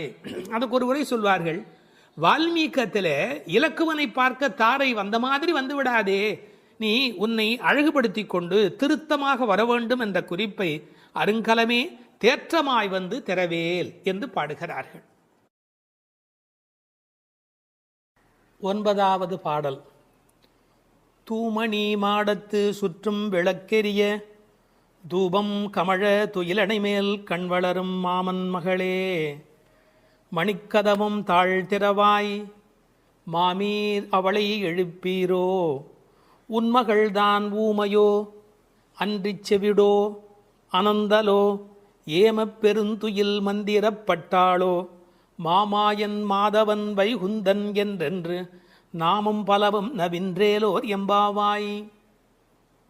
அப்பழுக்கற்ற தூய்மையான பரிசுத்தமான மாட மாளிகைகளைச் சுற்றிலும் 4 பக்கங்களிலும் விளக்குகள் ஒளிவிட்டு பிரகாசித்து எரிந்து கொண்டிருக்கவும், அம்மாளிகையைச் சுற்றிலும் அகில் சந்தனம் போன்ற வாசனைப் பொருள்களின் நறுமணம் எங்கும் கமழவும், நல்ல பஞ்சடைத்த மெத்தையில் கண்ணுறக்கம் கொள்ளும் எங்கள் மாமன் மகளே, மாணிக்கங்கள் பதிக்கப் பெற்ற உன் வீட்டு கதவின் தாழ்பாளை திறக்க மாட்டாயா? திறந்து விரைவில் வந்து எங்களுடன் சேர்ந்து கொள்ள மாட்டாயா? மாமிகளே, நீங்களாவது அவளை எழுப்பிவிட மாட்டீர்களா? விடிந்து எவ்வளவு நேரமாகிவிட்டது, நாங்கள் இவ்வளவு நேரம் அவளை அழைத்து கொண்டிருக்கிறோமே, அவளுக்கு என்ன ஆயிற்று? ஒரு வார்த்தை கூட பதில் கூற மாட்டேன் என்கிறாளே, அவள் என்ன பேசும் திறனற்ற ஊமையா? அல்லது நாங்கள் அழைப்பது அவளுக்கு கேட்கவில்லையா, காது கேட்கவில்லையா? அல்லது ஆழ்ந்த பேருறக்கத்தில் படுத்து கிடக்கிறாளா? அல்லது யாரேனும் கட்டுப்படுத்தி அவளை பெருந்துயில் கொள்ளுமாறு செய்து விட்டார்களா? அல்லது ஏதேனும் மந்திரம் மாயம் செய்திருக்கிறார்களா? அதன் வசம் கட்டுப்பட்டு இப்படி பேருறக்கம் கொண்டு கிடக்கிறாளே. நாங்கள் அந்த மாமாய செயல்களில் வல்லவனும் மிகுந்த தவமுடைய இலக்குமியின் கணவனும் வைகுண்டத்திற்கு அதிபதியுமான நாராயணன் பெயரை திரும்ப திரும்ப சொல்லி பக்தி பரவசத்தில் ஈடுபட்டு அவளை அழைக்கிறோமே, அவள் ஏன் இன்னும் எழுந்து வந்து கதவை திறந்து எங்களுடன் சேர்ந்து இறைவன் திருப்பெயரை சொல்லி வழிபட மாட்டேன் என்கிறாள்? நீங்களாவது கேட்டுச் சொல்லுங்களேன் என்கிறார்கள். இந்த பாடலின் திரண்ட பொருள் இது. தூமணி மாடத்து சுற்றும் விளக்கெரிய. விளக்கு எரிப்பதற்கே நிறைய செல்வம் இருக்க வேண்டும். இது சீர்மல்கும் ஆய்பாடி செல்வச் சிறுமியர்கள் வாழுகிற இடம். அந்த வீட்டினுடைய அமைப்பு எப்படி இருக்கிறது? தூய்மையான ரத்தின மணிகள் அப்படியே பதிந்து வைத்திருக்கிறார்கள். ஒரு குறிப்பு எழுதுகிறார்கள், அரசர்கள் அந்தப்புறத்திற்கு சிறந்த மணியை கொண்டு அற்புதமான கட்டடத்தை அமைப்பார்களாம். அங்கு வேண்டாம் என்று ஒதுக்கப்பட்ட கற்களை கொண்டுதான் அரண்மனையையே கட்டுவார்களாம். இது துவளில் மண்டபம், அது தூமணி மாடம் என்று அதற்கு ஒரு விளக்கம் சொல்கிறார்கள். ஆக இழைத்து இழைத்து தூய்மையான மணியினை கொண்டு வந்து கட்டியிருக்கிறார்கள். அது ரத்தின மணி. இந்த பெண் எழுந்திருந்திருக்க வேண்டும், எழுந்திருக்கவில்லை. ஒரு வித்தியாசம் இருக்கிறது. ஒரு குடும்பம் விழிப்பதற்கு முன்பு விழிக்க வேண்டியவள் அந்த வீட்டில் இருக்கிற பெண். ஏனென்றால் ஆண் எழுந்தால் அவனை மட்டும்தான் சுத்தம் செய்து கொள்கிறான், பெண் எழுந்தால் அந்த வீடே சுத்தமாகிறது என்று ஒரு பொன்மொழி சொல்வார்கள். எனவே ஒரு பெண்ணாகி இருக்கிறவள் இப்படி உறங்கிக் கொண்டிருக்கலாமா? தூமணி மாடத்து சுற்றும் விளக்கெரிய, 4 புறங்களிலும் நல்ல விளக்கு எரிந்து கொண்டிருக்கிறது. அது மட்டுமல்ல, அகில் சந்தனம் போன்ற நறுமண புகை வீசுகிறது. தூபம் கமழ, செல்வச் செழிப்பு. துயிலணை மேல் கண் வளரும், அது தூங்குவதற்காகவே அமைக்கப்பட்டிருக்கிற ஒரு பெரிய மெத்தை. அதாவது அந்த மெத்தையை பார்த்தாலேயே வா வா வா வந்து படு என்று அழைப்பதை போல 5 விதமான சிறப்புகள் அமைந்திருக்கக்கூடிய பஞ்சனை அது. அதில் அழகு இருக்கிறது, மென்மை இருக்கிறது, குளிர்ச்சி இருக்கிறது, சுகம் இருக்கிறது. அப்படிப்பட்ட அருமையான அந்த பஞ்சனையின் மீது அவள் படுத்திருக்கிறாள். தமிழிலே தூங்குகிறார்கள் என்று சொல்ல மாட்டார்கள், கண்வளராய் என்று சொல்வார்கள், மங்களம் கருதி. ஏன்னால் தூங்கிவிட்டார் என்றால் அமங்கலமாகிவிடுமே என்பதற்காக கண்வளராய் என்று சொல்லை பயன்படுத்துவது வழக்கம். சின்ன வயதிலிருந்து குழந்தை கண் வளருது என்று ஒரு வார்த்தை சொல்வார்கள். அதில் ஒரு விஞ்ஞான குறிப்பே இருக்கிறது. உண்மையிலேயே கர்ப்பத்தில் குழந்தை தூங்குவதால் தான் வளருகிறது. அது ஒரு 10 மாத காலம் தாயின் கர்ப்பத்தில் கண் திறக்காது. கண் திறந்து விட்டால் ஊமை, அது விதவிதமான குறைபாடு உடைய ஊனமான குழந்தையா வந்து பிறக்கும் என்று விஞ்ஞான குறிப்பு இருக்கிறது. அந்த குழந்தை கண்களை மூடிக்கொண்டு தூங்கி கொண்டே இருக்கும். அதில் என்ன ஆச்சரியம் என்று கேட்டால், அப்போதான் அது வளருகிறது. ஒரு புள்ளியிலிருந்து ஒரு குழந்தையாக முழுமையாக வளருகிறது. அந்த கண் வளருதல் என்பதிலே தூங்கும் போது வளர்ச்சி நிகழ்கிறது என்கின்ற ஒரு குறிப்பு இருக்கிறது. மனிதனுக்கு கூட தூக்கம் அவசியம். ஏன்னா உடம்பில் இருக்கிற செல்கள் தங்களை புதுப்பித்துக் கொள்வதற்கு மனிதன் தூங்க வேண்டி இருக்கிறது. அடுத்து உறவு சொல்லி அழைக்கிறாள். மாமன் மகளே. இவள் அந்தணகுல பெண் என்றாலும் ஆயர் குலமகளாக ஆகும் விருப்பத்தின் காரணமாக ஒரு சம்பந்தத்தை ஏற்படுத்தி கொள்கிறாளாம். இதை உரையாசிரியர்கள் எழுதும்போது ஒரு அழகான வாக்கியமாக குறிப்பிடுகிறார்கள். திருவாய்ப்பாடியிலே ஒரு பிரகிருதி சம்பந்தம் தனக்கு உஜ்ஜீவன ஹேதுவாக ஆண்டாள் ஆசைப்பட்டபடி. அழகிய மணவாள பெருமாள் நாயனாருடைய வியாக்கியானத்திலே திருவாய்ப்பாடியிலே ஒரு பிரகிருதி சம்பந்தம் தனக்கு உஜ்ஜீவன ஹேதுவாக ஆண்டாள் ஆசைப்பட்டபடி மாமன் மகளே என்று உறவு சொல்லி அவள் அழைக்கிறாள். மணிக்கதவம் தாழ்த்திரவாய். அது உள்ளிருப்பது வெளியே தெரியும்படி அமைக்கப்பட்டிருக்கிற ஒரு வீடு. அவள் எப்படி தூங்குகிறாள் என்பது கூட வெளியே தெரிகிறது. அந்த கட்டில், அந்த மெத்தை, அந்த விளக்கு எரிகிறது. இந்த பாடலே மிக ரசமான ஒரு பாடல். திருப்பாவையில் 30 பாட்டு அழகு என்று சொன்னால் இந்த பாட்டுக்கு என்று தனியான ஒரு ரசனை உலகத்தில் தனியான ஒரு கூட்டமே உண்டு. மணிக்கதவம் தாழ்த்திரவாய், நீ வந்து திற. ஏன்னா எழுந்து வந்து திறக்கிற போது நாங்களா திறந்து கொண்டு உள்ள வந்தால் அது மரியாதையாக இருக்காது ஒரு வீட்டுக்குள்ளே. நீ வந்து திற. ஆனால் அவள் அசைவதாக தெரியவில்லை. அவளுடைய அம்மா எழுந்து விட்டாள். அவள் மற்ற வேலைகள் பார்த்து கொண்டிருக்கிறாள். அதனால உறவு சொல்லி அவளை அழைக்கிறார்கள். மாமீர், அவளை எழுப்பீரோ? நீங்கள் அவளை எழுப்பிவிடக்கூடாதா? அப்படி தூங்கி கொண்டிருக்கிறாளே. உன் மகள்தான் தன்னுடைய தோழியினுடைய தாயை பார்த்து சொல்கிறாள், உன் மகள்தான் ஊமையோ அன்றி செவிடோ. என்ன பொருள் தெரியுமா? பேச்சு வராதவர்கள் என்று பொருள் அல்ல. ஊமை என்ற சொல்லுக்கு இறை நாமம் சொல்லாதவர் என்று பொருள் என்று எழுதுகிறார். இறைவனுடைய நாமத்தை சொல்ல வேண்டிய சந்தர்ப்பத்தில் சொல்லவில்லை என்றால் பிறகு நாக்கிருந்து என்ன பையன்? பேசாத நாளெல்லாம் பிறவா நாளே என்பார்கள் அல்லவா? உண்ணா நாள் என்பது இந்த உலகத்தில் சாப்பிடாத நாள் அல்ல, உன்னை வணங்காத நாள் தான் உண்மையிலேயே உண்ணா நாள் என்று குறிப்பிடுவார்கள். ஊமையோ அன்றி செவிடோ. என இறைவன் புகழ் கேளாத செவி என்ன செவியே என்று சிலப்பதிகாரம் பேசும். இந்த பெருமானுடைய புகழை நாங்கள் சொல்லுகிறோம், அவள் காதிருந்தும் கேட்கவில்லையே. நேற்று வரை நன்றாக பேசினாளே, இன்று என்ன ஊமையாகிவிட்டாளா? அழைப்பு அவள் காதில் போய் விழவில்லையா? அல்லது இரண்டுமே அவளுக்கு இணைந்து விட்டதா? சோம்பல் வயப்பட்டாளா? யாரேனும் மந்திரம் மாயம் செய்து விட்டார்களா? என்ன நடந்து விட்டது? ஊமையோ அன்றி செவிடோ. மாமாயன் மாதவன் வைகுந்தன் என்றென்று நாமும் பலவும் நவின்றேலோர் எம்பாவாய். ஏன்னா மந்திர துயில் பட்டாளே. இப்படி அவள் பிடிவாதமான ஒரு தூக்கத்தில் போய் மாட்டிக்கொண்டு இருக்கிறாளே. நாங்கள் அழைக்கிறோம். எதை சொல்லி அழைக்கிறோம்? மாமாயன், மகா மாயையில் வல்லவனாகிய பெருமான். மாதவன், நம்முடைய சாதாரண தவம் அல்ல, எல்லா தவங்களுக்கும் அப்பாற்பட்ட பெரும்பொருள். அந்த தவத்தால் அடைய வேண்டியவன் கருணையினால் தானாகவே நம்மிடத்தில் வருவதால் அவன் மாதவன். வைகுந்தத்தில் இருக்கிறவன் என்றாலும் கருணை காரணமாக ஒவ்வொரு கோயிலிலும் அர்ச்சாவதாரத்தில் எழுந்தருளி இருக்கின்றவன். வைகுண்டபதி என்றாலும் இந்த பூமிக்கு கிடைக்கிறவன். வைகுந்தன் என்றென்று நாமும் பலவும் நவின்று. உண்மையிலேயே திருப்பாவையினுடைய நோக்கமே இறைவனுடைய நாமத்தை பல வகையில் சொல்வது. இறைவனுடைய நாமத்துக்கு மிகுந்த சக்தி அதிகம். கட்டிப்பொன் போலே அவன், பணிப்பொன் போலே திருநாமம் என்று உரை எழுதுவார்கள். அதாவது தங்கத்தில் ஒரு பெரிய கட்டி இருந்தால் கூட அதை வைத்துக்கொண்டு என்ன பண்ணுவது? ஆனால் பணிக்கப்பட்ட பொன், வளைக்கப்பட்ட பொன்னாக இருந்தால் அது பல சமயத்தில் ஆபத்துக்கு உதவும். ஒரு மோதிரமாக இருந்தால் அடகு கடையில் வைத்து கூட ஒரு ஆபத்திலேருந்து வெளியில் வரலாம். இறைவன் வைகுந்தத்திலே இருக்கிறான் என்று சொன்னால் கட்டிப்பொன் போலே, ஆனால் பணிப்பொன் போலே அவனுடைய திருநாமம், நாமம் பலவும். இன்னும் கூட நிறைய விளக்கங்கள் சொல்வார்கள். இறைவனுடைய நாமம் இறைவனை விட செல்வாக்கு உடையது என்று. ஒரு வங்கிக்கு போகிறோம், செக்கில் கையெழுத்து போட்டு கொடுத்தா நம்ம கையெழுத்துக்கு தான் அதிக பலம் இருக்குமே ஒழிய நாமே போய் நின்று கொண்டு பணம் கொடுன்னு கேட்டால் கூட கொடுக்கறதுக்கு யோசிப்பா. எப்படி கொடுப்பார்கள்? கையெழுத்துக்கு அவ்வளோ பெரிய சக்தி இருக்கிறது. அதுபோல் நாமும் இறைவனை காட்டிலும் வலிமை உடையது என்று ஒரு குறிப்பு சொல்வார்கள். ஒரு சின்ன வரலாறு. காஞ்சி மகா சுவாமிகள் உடல்நலக் குறைவு மாதிரி ஜுரத்தில் இருக்கிறார்கள். மருத்துவர் வர சொன்னார்கள். அவர் உடனே மருந்தெல்லாம் கொடுக்க வேண்டி இருக்குமோ என்ற எண்ணத்தில் அவர் வந்தார். உன்னை யார் இப்படிலாம் வர சொன்னா?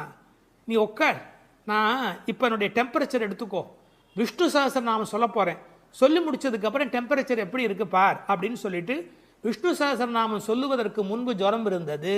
சொல்லி முடித்த பிறகு ஜுரம் இல்லவே இல்லை. உன்னை எதுக்கு தெரியுமா கூப்பிட்டேன்? மருந்து கொடுத்து தான் இதை காப்பாற்றணுங்கிறது இல்லை. விஷ்ணு சஹஸ்ரநாமம் சொன்னாலேயே ஜுரம் போயிடும்னு